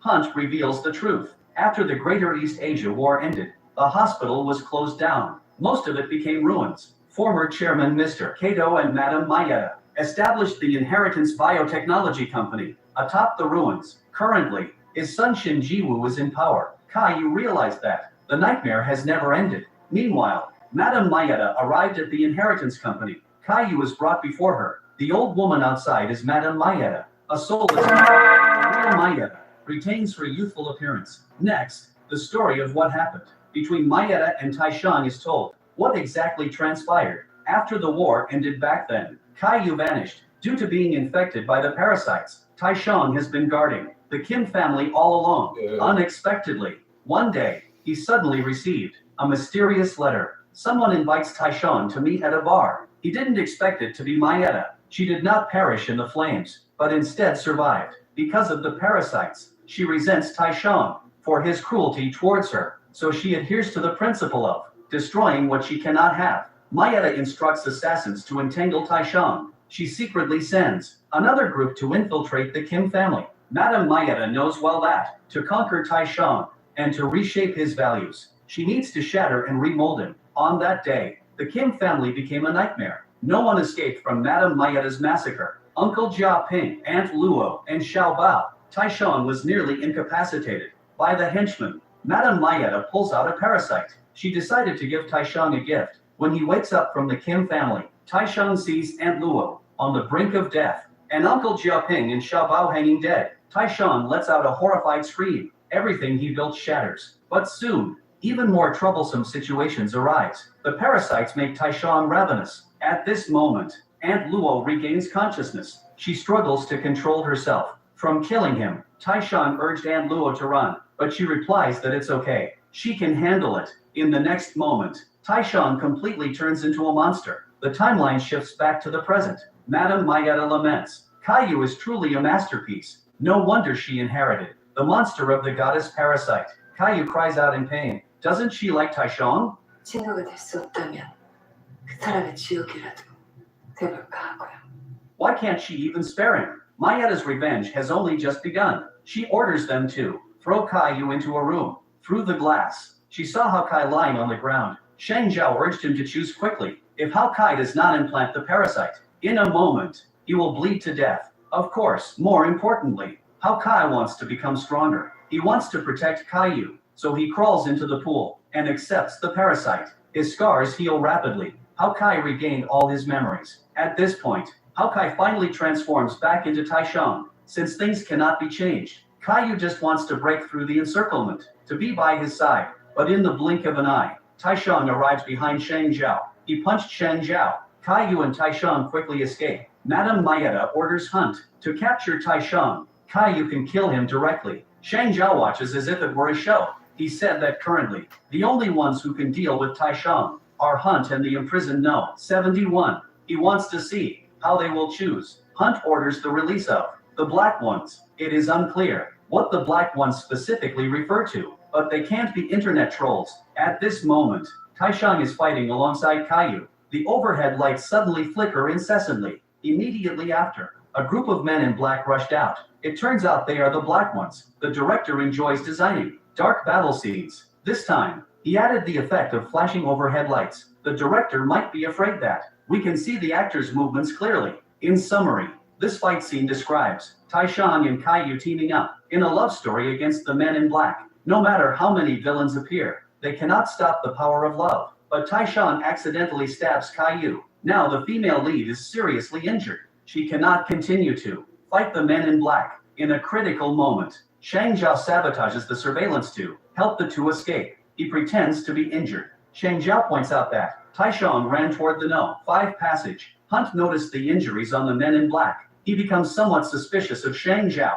but Hunt still turns and leaves, heading toward the No. 5 exit. Injured Caillou lies not far away. Tyshawn is alone in the No. 5 passage, attracting attention. Shang Zhao says, there is a secret exit here. As long as Tyshawn is careful, he will definitely be able to escape. Meanwhile, Hunt waits at the No. 5 passage exit. Hunt fails to intercept Tyshawn. He is extremely angry. Hunt orders someone to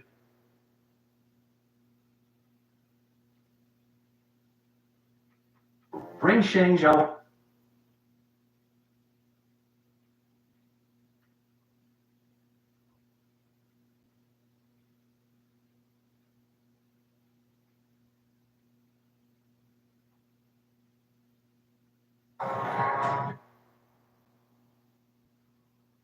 Down bad. Bruh, coming through, bro.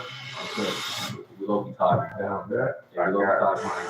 Family issues, your boyfriend issues, I will be there to be assured that you cry. What's good, YouTube? It's your boy, Pete.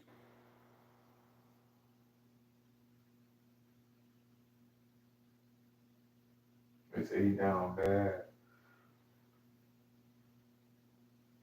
He said he down bad. He down bad. He down bad. He down bad, y'all.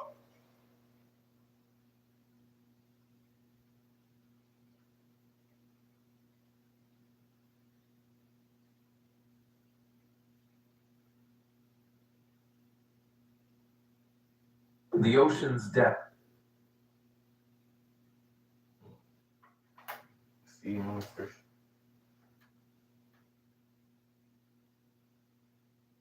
Easter night, a grand yet eerie midnight mass was being held in a certain church. However, it didn't take long for someone to notice something strange and attempt to leave. Standing at the doorway was a towering creature, dressed in a magnificent golden robe, slowly making its way to the altar.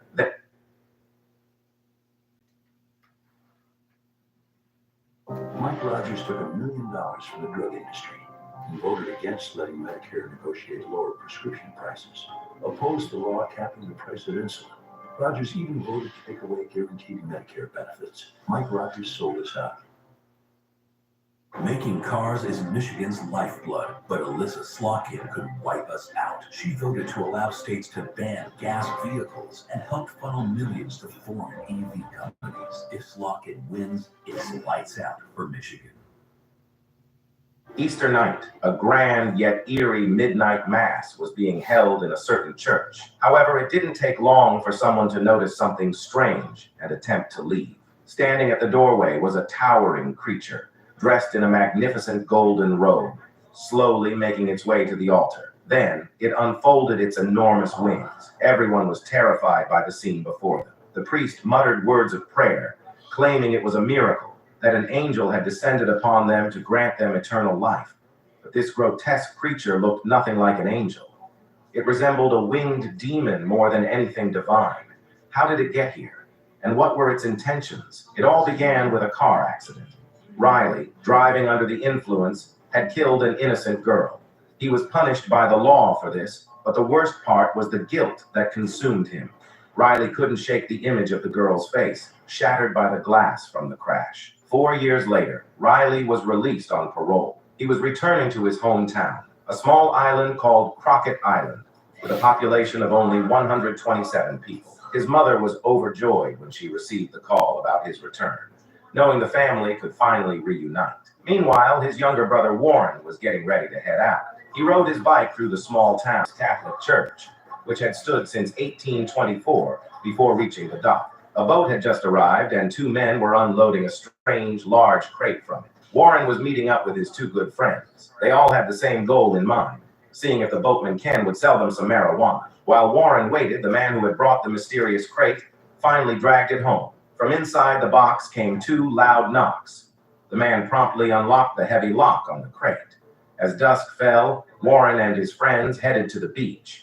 They got into a small hidden boat and made their way to the desolate northern part of the island, seeking a good time. Once they reached the shore, they found a spot and began smoking. Warren, holding a flashlight, scanned the area around them. Suddenly, a ghostly figure appeared, startling him. But when he looked again, it had vanished. Maybe he just imagined it. The next day, Riley finally set foot on his hometown soil again. His father and brother were out fishing, so it was just his mother at the dock to greet him and take him home. Meanwhile, Mrs. Keene, who managed the island's church, had also come to the dock, expecting Father John Gruitt to return to the island that day. Strangely, there was no sign of the priest on the boat. Elsewhere, the island's only doctor was performing an ultrasound for Erin, who was now 20 weeks pregnant. Erin worked as a teacher on the island. With a doctor and a teacher accounted for, let's take a look at the island's new sheriff, who was also its only law enforcement officer. His office was in a small room behind the local grocery store. Old Joe was a regular visitor there. Whenever he got drunk and caused trouble at night, the sheriff would bring him in, let him sleep it off, and send him on his way once he sobered up. The sheriff mentioned that old Joe, after getting drunk last night, told him he saw an enormous albatross with wings as wide as a lounge chair. But now that old Joe had sobered up, he had completely forgotten about the whole thing. As Keene realized that the priest had not arrived, she decided to head back to the church. Confronted by barking, she claimed the dog wanted to attack her. It seemed Keene had quite a grudge against old Joe's dog. Riley and his mother walked home along the road, the island looking run down. Many of their neighbors had already left for the mainland to seek better lives. Riley's mother explained that 3 years ago, a major oil spill devastated the island. Instead of targeting the oil company, environmental organizations turned their focus on the island's fishermen, issuing restrictions on fishing that drove most people away. That evening, the family of 4 finally enjoyed a long-awaited reunion dinner. During the conversation, they talked about Erin, the school teacher. A few months earlier, Erin's mother had passed away, and Erin, now heavily pregnant, had returned to the island alone. It seemed she was preparing to be a single mother. Keene returned to the church and noticed smoke rising from the chimney of Father John Gruet's residence. It appeared the priest had returned to the island ahead of schedule. When she opened the door, she saw luggage scattered on the floor and a large, now opened crate. Judging by Keene's shocked expression, the person she saw inside wasn't Father Gruet. Meanwhile, on the desolate northern part of the island, the poor cats were suffering a terrible fate. They were being slaughtered by some unknown creature. On this predominantly Catholic island, the new sheriff and his son were unmistakably different. They were Muslims. Riley's nightmares continued to plague him, even after returning home. The same recurring dream haunted him. A man, alone on a boat, drifting on unknown waters with no way to escape. The next day, the island welcomed a new, young priest. He introduced himself as Father Paul. The 80-year-old Father Gruet had fallen ill while on a pilgrimage and was unable to return to the island on time, so Father Paul had been sent to temporarily take over his duties. At the Mass, the most significant moment was the consumption of the Eucharist, eating the holy bread and drinking the holy wine, which symbolized the blood of Christ. Father Paul had prepared the wine himself. 2 people who hadn't seen each other in years met again at the church. Both had tried their luck in the big city, but returned to their hometown, battered and bruised. Keene questioned the new priest about wearing the wrong robe, as the golden one was reserved for special occasions. Father Paul explained that he couldn't find the green one, so he had to wear the golden robe instead. But perhaps today was indeed a special day in Father Paul's eyes. A storm rolled in. Riley saw a figure wandering on the beach, dressed in Father Gruet's robe and hat. Convinced that it was the old priest braving the storm, Riley dashed out of the house to investigate. However, with the heavy rain obscuring his view, the figure quickly disappeared from sight. After the storm passed, the island was in disarray. When Riley's family stepped outside, they were met with an even more disturbing sight. The beach was littered with the bodies of wild cats, while albatrosses greedily pecked at their remains. Hundreds of cats had been swept from the northern island onto the beach by the storm's waves. Their necks were bitten through, but curiously, there was no trace of blood either in the surrounding waters or on the beach itself. The mayor feared a repeat of the oil spill disaster from 3 years ago.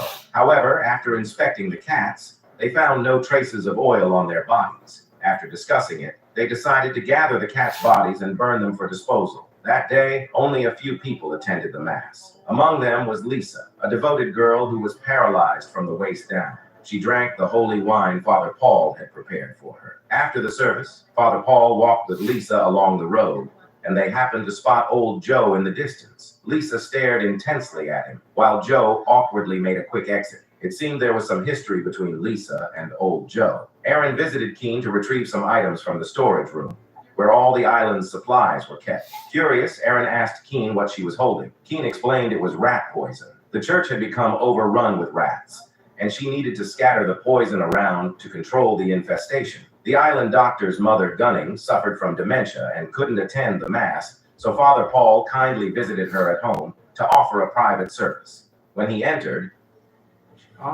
her daughter, of course, assumed it was just another case of her mother's confused mind, mistaking the new priest for the old one. Father Paul calmly conducted the service, and Gunning eventually drank the holy wine. Since Riley was still on parole, he was required to frequently travel back and forth between the island and the mainland to attend Alcoholics Anonymous meetings as mandated. In their younger years, Riley and Aaron had a romantic relationship. And now, with both of them back on the island, single and alone, sparks of romance seemed ready to reignite. As Riley's mother was sewing, she accidentally pricked her finger with the needle. Surprised, she realized that her vision, which had been deteriorating, had suddenly cleared. Her eyes had become bright again, and her failing eyesight had miraculously improved. The nights on Crockett Island remained peaceful. Yet something huge seemed to be flying in the sky, eventually landing in an abandoned house. It was Lent, and after the church service, the islanders gathered for a social event where they chatted, drank, and enjoyed good food. Father Paul proposed starting an Alcoholics Anonymous AA group on the island, so that Riley wouldn't have to constantly travel back and forth between the mainland and the island. After all, Riley wasn't the only one who needed the meetings. Old Joe, known for his drinking problems, could also benefit from the AA group. Father Paul also brought up the tragic story between Old Joe and Lisa. It turned out that Lisa's paralysis was due to a terrible mistake Joe had made while hunting drunk. He had accidentally shot her. Just then, someone threw a hot dog to Old Joe's black dog. Moments later, the dog collapsed, foaming pink at the mouth. It was clear the dog had been poisoned. Old Joe shouted in fury, wondering who could do such a thing to an innocent dog. Aaron's gaze slowly shifted toward Keen, who had a well-known dislike for dogs. The next day, Lisa, as always, devotedly attended Mass, while Riley went fishing with his father and brother. Life on the island continued to follow its routine. The sheriff came by to question Keen about the dog's death, as it had been caused by 1080 poison, and the island's only supply of that chemical was in the storage room, which Keen managed. However, she denied poisoning the dog, claiming it might have accidentally consumed the poison she had spread around the church to deal with the rat infestation. Old Joe, a notorious troublemaker on the island, was a burden to many, but he had one friend, Ken, the guy who sold marijuana. Ken would regularly visit Old Joe to refuel his generator and change the filters. Joe was furious that the sheriff hadn't taken action against Keen, insisting she was the one who poisoned his dog. In Joe's eyes, Keen was no saint. He blamed her for the oil spill 3 years ago, which had led to the island's current state of ruin. The island's community center hosted its first AA meeting, though with only 2 participants. It was an awkward start. Since Father Paul was new, Riley explained the backstory of the center. 3 years ago, after the oil spill, the oil company sought a settlement with the islanders. Keen had facilitated the process, and after receiving their compensation, the community donated a portion to the church. The money went straight into Keen's hands, and she used it to build the activity center. However, the subsequent marine pollution and fishing restrictions drove most people off the island, leaving those who stayed struggling. Meanwhile, Erin was sorting through some old photos when she heard strange footsteps coming from the attic. She followed the sound and glanced outside the window. Kamala Harris's economic plan is here. A middle-class tax break, $6,000 for new parents. She'll lower costs. Ban on price gouging and cap the cost of prescription drugs. Now that's what I call an economic plan. Getting this education, getting my master's, put me at a level that, of course, more respect from the community, but also. Shortly afterward, Gunning, the elderly woman suffering from dementia, started causing a commotion, claiming she had also seen someone outside her window. Her description of the figure matched exactly what Aaron and Riley had seen, the mysterious man haunting the island. After leaving Old Joe's house, Ken was walking toward the dock when a door of an abandoned building suddenly swung open. Who's that? Who's that? The following day, Lisa passed by Father Paul, and at that moment, he looked back at her as if struck by some new inspiration. During the Mass, the priest did something unexpected. He called on Lisa, who was paralyzed, to stand and take communion. This act, bordering on humiliation, upset her father, the mayor. Yet at that very moment, a miracle happened. Lisa, who had been confined to a wheelchair, stood up and walked up the steps to receive her communion. Everyone in attendance was astonished by the sight before them, especially Keen, who, as a devout servant of God, felt honored to witness such a divine miracle. While the congregation was in awe and emotionally overwhelmed by Lisa's recovery, Father Paul suddenly became visibly ill. He hurried back to his quarters, coughing uncontrollably and spitting up blood. Keen, noticing something was wrong, followed him. As she waited outside, her attention was caught by something on the wall that distracted her. Meanwhile, the mayor and his wife were convinced this was a genuine miracle. The town doctor, however, remained skeptical. Although an atheist, she acknowledged that spontaneous recovery from spinal cord injury, though exceedingly rare, wasn't impossible. She urged the mayor to take Lisa to a mainland hospital for a thorough examination, but the family, completely overwhelmed by the miraculous event, refused to even consider it. At the next AA meeting, Riley couldn't help but ask Father Paul how he had been so sure Lisa would be able to stand and walk. The priest explained that when Lisa passed by him earlier, he had heard a voice, a divine whisper, that convinced him she would walk again, and so the miracle unfolded. With Lisa now able to walk and return to school, the once downtrodden islanders, who had little hope for the future, clung to these miracles like a lifeline. One miraculous event followed another. Riley's father, who had suffered from debilitating back pain for years, found himself completely healed and able to dance with his wife again. As word of these miracles spread, the church, once sparsely attended, began to fill to capacity. Even those who hadn't stepped foot inside the church in years now returned,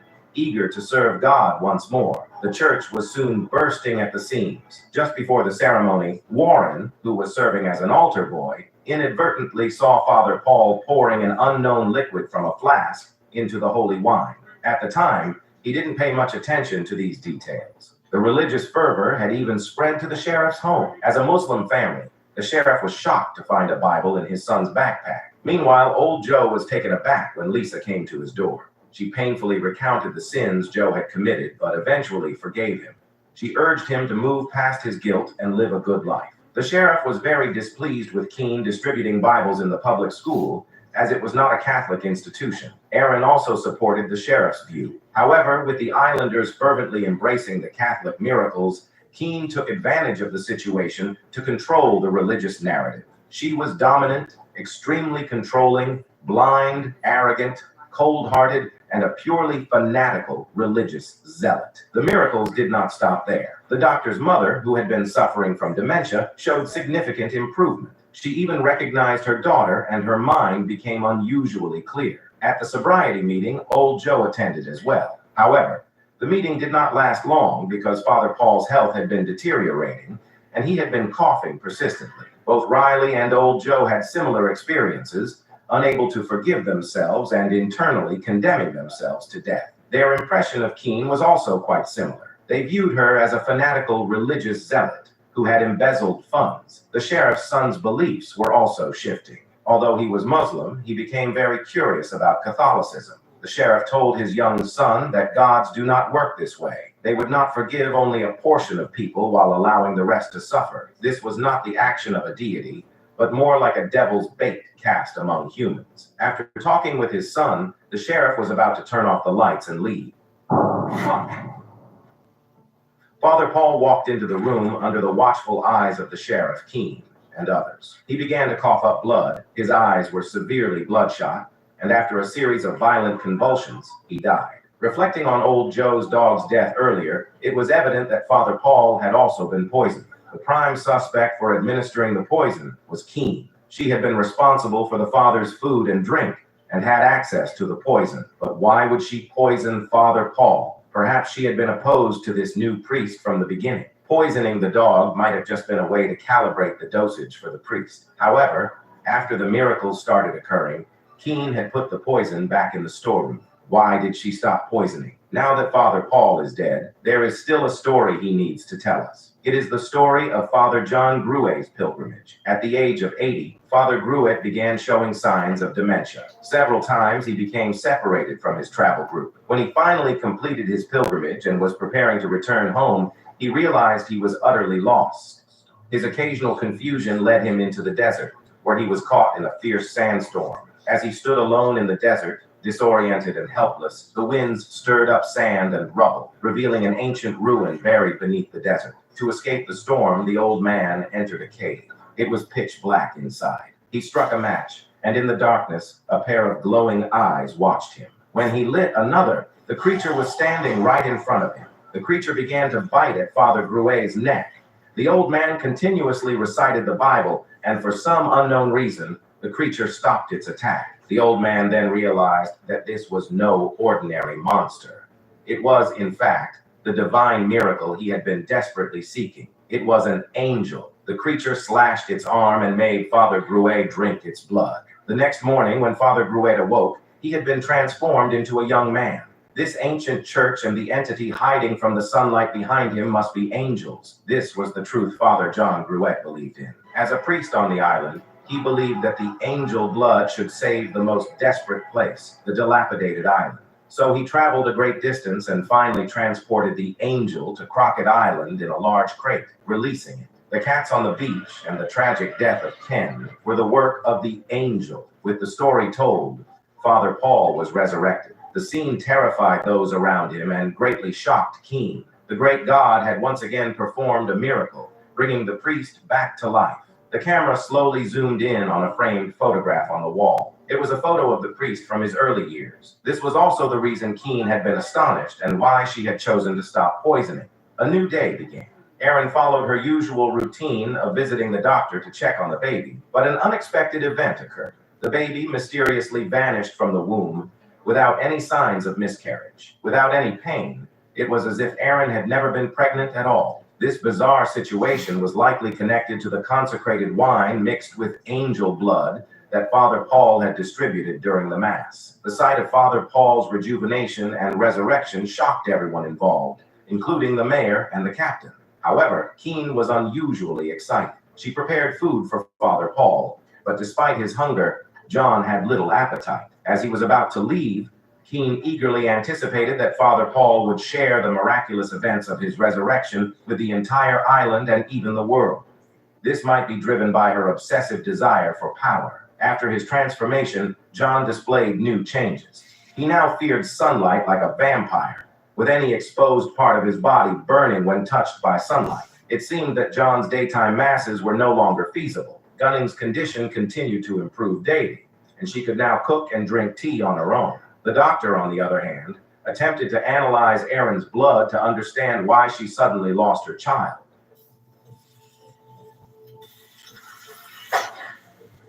Recently, Riley and Erin had been spending a lot of time together. With Erin's child gone, Riley felt even more compelled to support her. They shared their innermost thoughts, discussing faith, God, and the concepts of life and death. Riley also confided that he frequently had the same dream, sitting alone and helpless in the middle of the sea, which ended each time the sun rose. This man, living in regret, felt immense loneliness. Father John, after his transformation, found his days increasingly difficult. An intense and painful hunger plagued him. He even resorted to drinking his own blood to stave off hunger, but the wounds healed too quickly. As the sun set, he finally ventured outside. He went directly to Gunning's home. The old woman immediately recognized the rejuvenated man. Their intimate interaction suggested that their relationship was more than ordinary, and Gunning's remarkable improvement was likely due to the angel blood John had given her.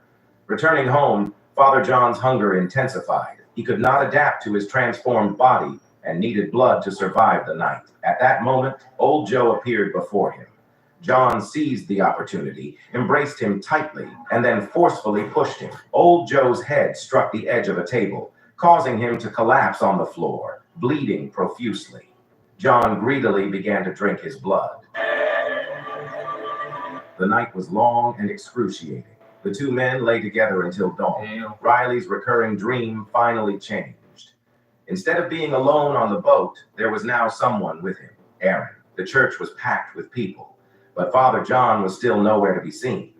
Keen had to go and check on John. When she opened the door, she found old Joe's corpse and Father John covered in blood.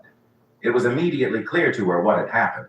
John confessed that he could no longer face the sunlight, so Keen calmly took charge of the church, handling the situation efficiently without the priest. She then dragged the mayor and the captain to help John. Initially shocked by the scene, the two men soon became accomplices of the bloodthirsty priest under Keen's persuasive influence. Erin went to a large hospital on the mainland for an examination, only to receive the same unsettling news. There were no signs of ever being pregnant. Riley arrived at the sobriety meeting as scheduled. When asked about old Joe's absence, the priest explained that Joe had gone to visit his sister on the mainland. This raised Riley's suspicions, as old Joe had previously told him that his sister had passed away several months ago. Returning home, Riley's mother shared the recent miraculous events on the island with him. She no longer needed glasses, and Riley's father was in much better health than in previous years. However, instead of feeling pleased, Riley looked worried. A priest who constantly lies cannot possibly bring about miracles.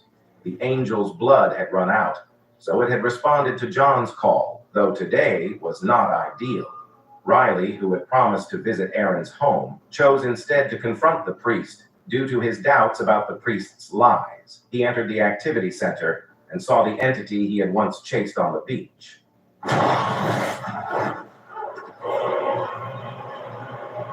By morning, Aaron had not heard from Riley and felt a sense of foreboding.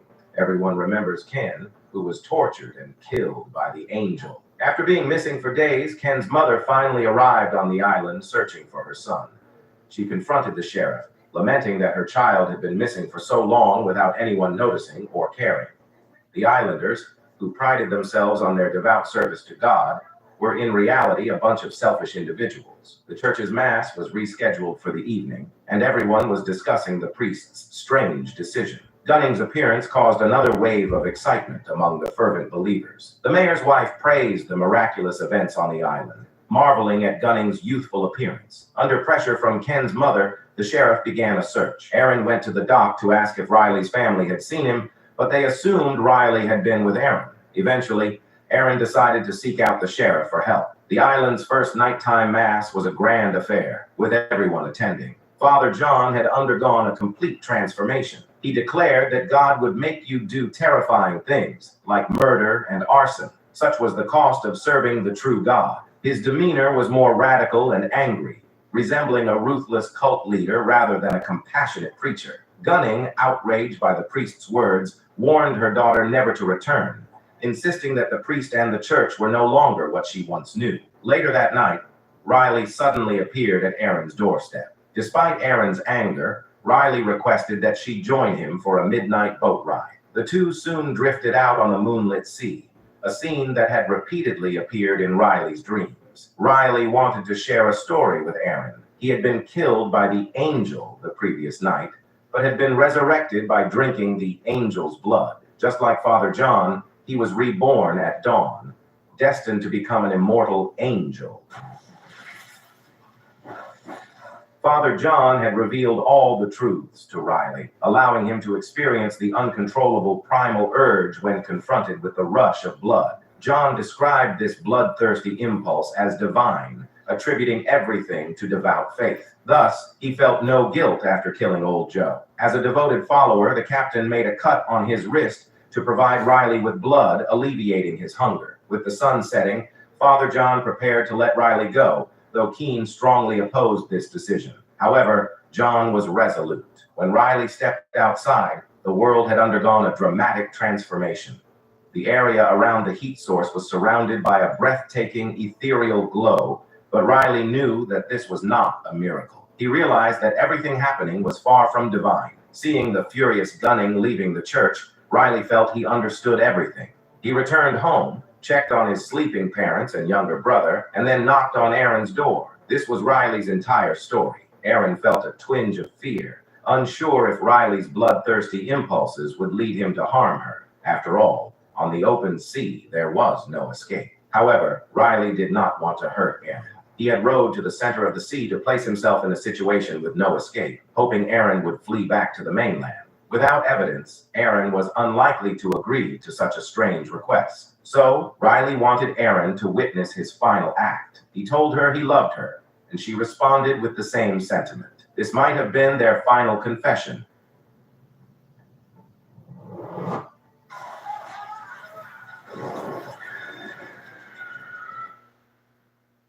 Kristen McDonald-Rivet is the candidate we can trust to bring good-paying jobs to mid-Michigan. As a state senator, Kristen... There is a big secret being hidden from drivers, so check this out before this video gets taken down. If you're paying any of these... Watching himself burn and turn to dust, Aaron, deeply shaken, gathered herself and rowed the boat back to the island. As she passed the church, she saw the captain putting up notices for the grand Easter midnight mass. She then went to the doctor's house and told her about Riley's death and her own experiences. Expecting disbelief, Aaron was surprised when the doctor immediately conducted an experiment. She poured the blood into a container and placed it under sunlight. When Aaron turned to see Gunning, the elderly woman appeared even younger than before. It seemed that the angel's blood had some kind of interconnected ability. Thus, when Riley died, the priest knew immediately. Meanwhile, Keene was promoting the Easter baptism event to the priest. It was unclear what these fervent cult leaders planned to do next. The three women, Aaron, the doctor, and Gunning, were perhaps the only sane ones on the island. The doctor researched the phenomena and found they might be linked to a disease called EPP, possibly caused by an enzyme, virus, or parasite. This condition repaired damaged cells, but came with the costs of light sensitivity, severe anemia, and iron deficiency. This was likely why the transformed priest had such a bloodthirsty nature, and why it had silently taken Aaron's baby. In the face of these developments, Aaron remembered Riley's last words, run. Riley's father discovered a note left by his son after waking up, and the contents of the letter left him deeply worried. The town mayor and the captain had completely aligned themselves with the priest and Keene, becoming their accomplices. Riley had written letters to his family and to Father John. The letter to his father contained a simple, poignant message. We are dust, and to dust we shall return. This was in stark contrast to Father John's belief in eternal life, causing the priest to destroy the note in anger. Following Riley's wishes, Aaron tried to convince his family to leave the island. However, Riley's mother, Annie, was deeply entrenched in her faith and refused to heed Aaron's warnings. Despite Aaron's insistence that Riley was dead and that his final wish was for his family's safety, Annie and the rest of the family, blinded by their fervent belief, rejected reality and angrily sent Aaron away. The doctor, alarmed by the disaster unfolding on the island, hoped the sheriff would take action. Yet, without concrete evidence and being the only non-Catholic on the island, the sheriff was both unwilling and unable to challenge the prevailing religious fervor. When Aaron and the doctor, along with Gunning, attempted to leave the island, they discovered that their boat was missing. The captain claimed it was sent for repairs, but on this day, all the boats seemed to be malfunctioning. This was Keene's trap, with the mayor and captain having moved all the boats as part of their plan. The next step in their plan was to cut off power and shut down the signal tower during the ritual. The three women knew something terrible would happen that night and decided to attend the mass in hopes of saving the misled congregation. The sheriff's son, eager to witness the miracle, convinced his father to attend the mass. Despite being a Muslim, the sheriff reluctantly agreed to go. As night fell, Keene, holding a candle and leading the procession with a hymn, guided everyone to the church. Aaron and her group joined the crowd. Meanwhile, the captain cut the power to the signal tower, completing the initial steps of the plan. Father John, resplendent in a golden robe, addressed the crowd, revealing his true identity as the old priest. This confession was part of the ritual that would follow. The captain, now on stage, drank a poison-laced wine, quickly succumbing to its effects. The crowd was horrified, but some had anticipated the plan. The mayor and his wife waited for the captain to die and be resurrected like the priest.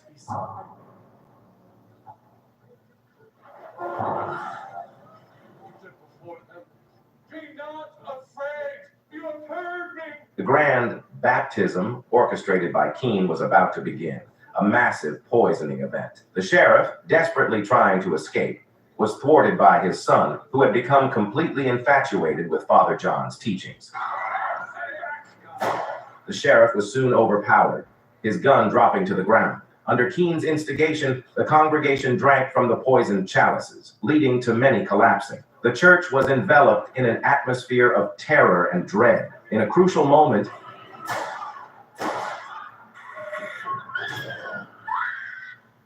those who had ingested the poison began to awaken, transformed, but their insatiable bloodlust drove them to cannibalize one another, turning the church into a scene of utter mayhem. With the church door sealed by Keene, escape seemed impossible. Fortunately, a few managed to open a back exit, seeking an escape route. Ironically, Keene, the mastermind behind the chaos, chose to stay behind. She did not want to undergo the transformation. Rather, she relished the power and control she wielded over the unfolding events. As she awoke, she found that the new world she had helped create was now complete. The church was filled with the stench of blood, and everyone inside had undergone the transformation. Keene decided it was time to open the doors, allowing the transformed followers to spread their bloodthirsty gospel.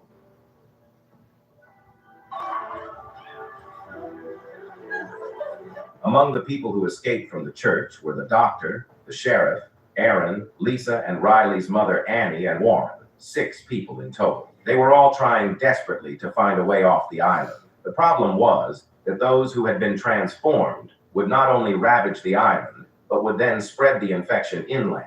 Aaron felt that they couldn't involve innocent people any further, and decided to leave this disaster confined to the island. The plan was for Lisa and Warren to take a small boat to the northern island to seek refuge, while the others would focus on preventing the transformed from leaving the island. Soon, Keene found them. To provide cover for the others, Annie bravely stayed behind to draw attention. She slit her own throat, causing the transformed to become consumed by their bloodlust. Despite knowing it was a trap, Keene and the others were unable to control their own bloodthirsty urges, which bought some time for the others. The reason the priest brought the angel back to the island was for his beloved Gunning. Unable to bear seeing her leave, he had been giving her the angel's blood daily. Additionally, the female doctor was John's biological daughter. However, fate had played its hand, and as a clergy member, he could only watch from a distance as his 2 beloved women were caught in this nightmare. Besides the transformed, the original angel was also rampaging across the island, seeking prey. As the houses burned and the ferocious sea winds howled, it wouldn't be long before all the buildings on the island were engulfed in flames. Keene thought this was a good thing. Let all the houses burn. The only refuge left would be the church away from the town. At that point, everyone would have no choice but to bow to her authority. Thus, they began to set fire to the streets. Lisa and Warren made their way to Old Joe's RV, armed with a shotgun and carrying a can of gasoline. They planned to head to the beach and then row to the northern island. Transformed, Annie and her husband had finally reunited. The couple did not harm anyone, and their hunger did not make them succumb. Therefore, whether it was a virus or parasite, it could not change human nature. It merely magnified it. The doctor and the others arrived at the harbor where the town mayor had hidden the boats with gasoline, and set them ablaze, ensuring that no one could leave the island tonight. Lisa and Warren sought refuge in an abandoned building to avoid the transformed.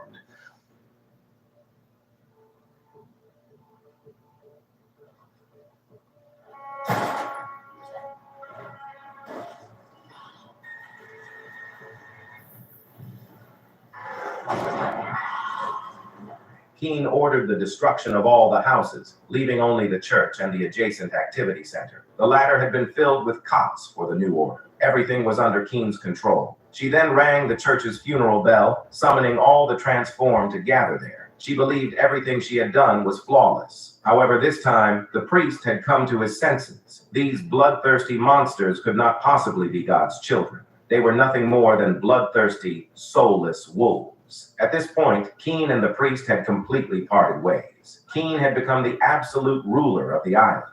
Anyone who displeased her was left outside to die. In contrast, the priest, with his more compassionate nature, allowed anyone to take refuge in the church from the sunlight. Unfortunately, John's daughter, the female doctor, was busy pouring gasoline on the floor. Seeing this, the priest was not angry because he had finally recognized his daughter. But suddenly, a gunshot rang out. Enraged, the priest and the captain fought fiercely. As he watched his dying daughter, the priest wanted to save her with his own blood, but the female doctor refused, spitting the blood out of her mouth. She preferred to die rather than become an ugly, bloodthirsty monster. With his daughter dead, the priest and the others planned to take her body to a small bridge, her favorite place in life. Before leaving, Gunning knocked over a candle, setting the church ablaze. At this point, the only refuge left on the island was the activity center. However, the sheriff, now adding fuel to the fire, intended to burn this last shelter as well.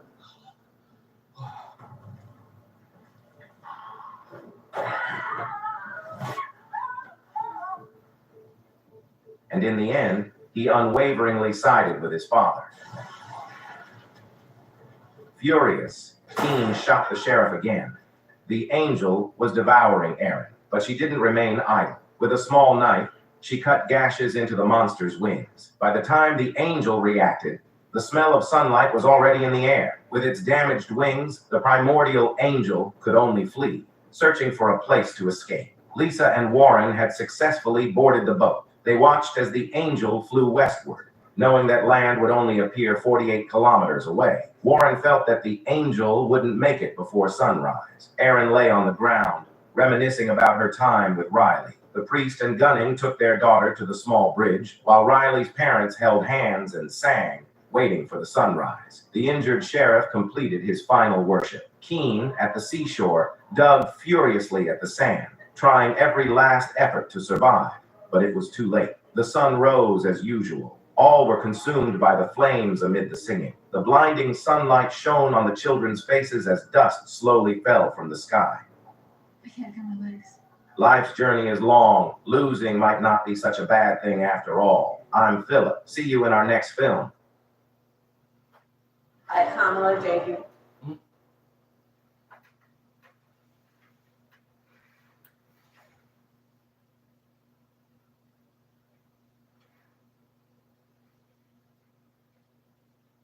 That thing was evil.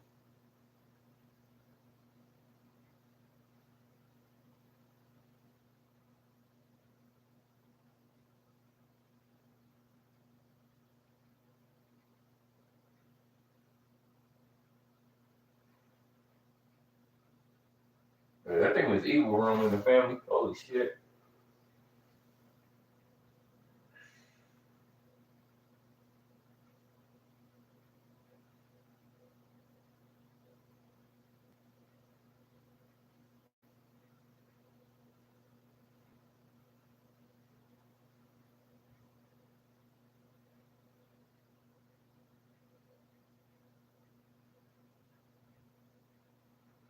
That thing was evil.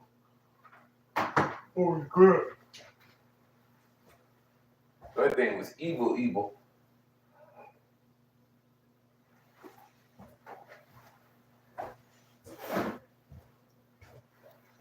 That thing was evil.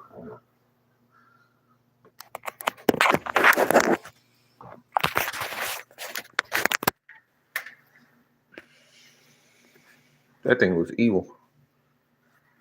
All right, Roman and fam, what's up right here? I'm glad y'all enjoyed the live chat. I'll be back later on. Have a wonderful day, guys. Love y'all.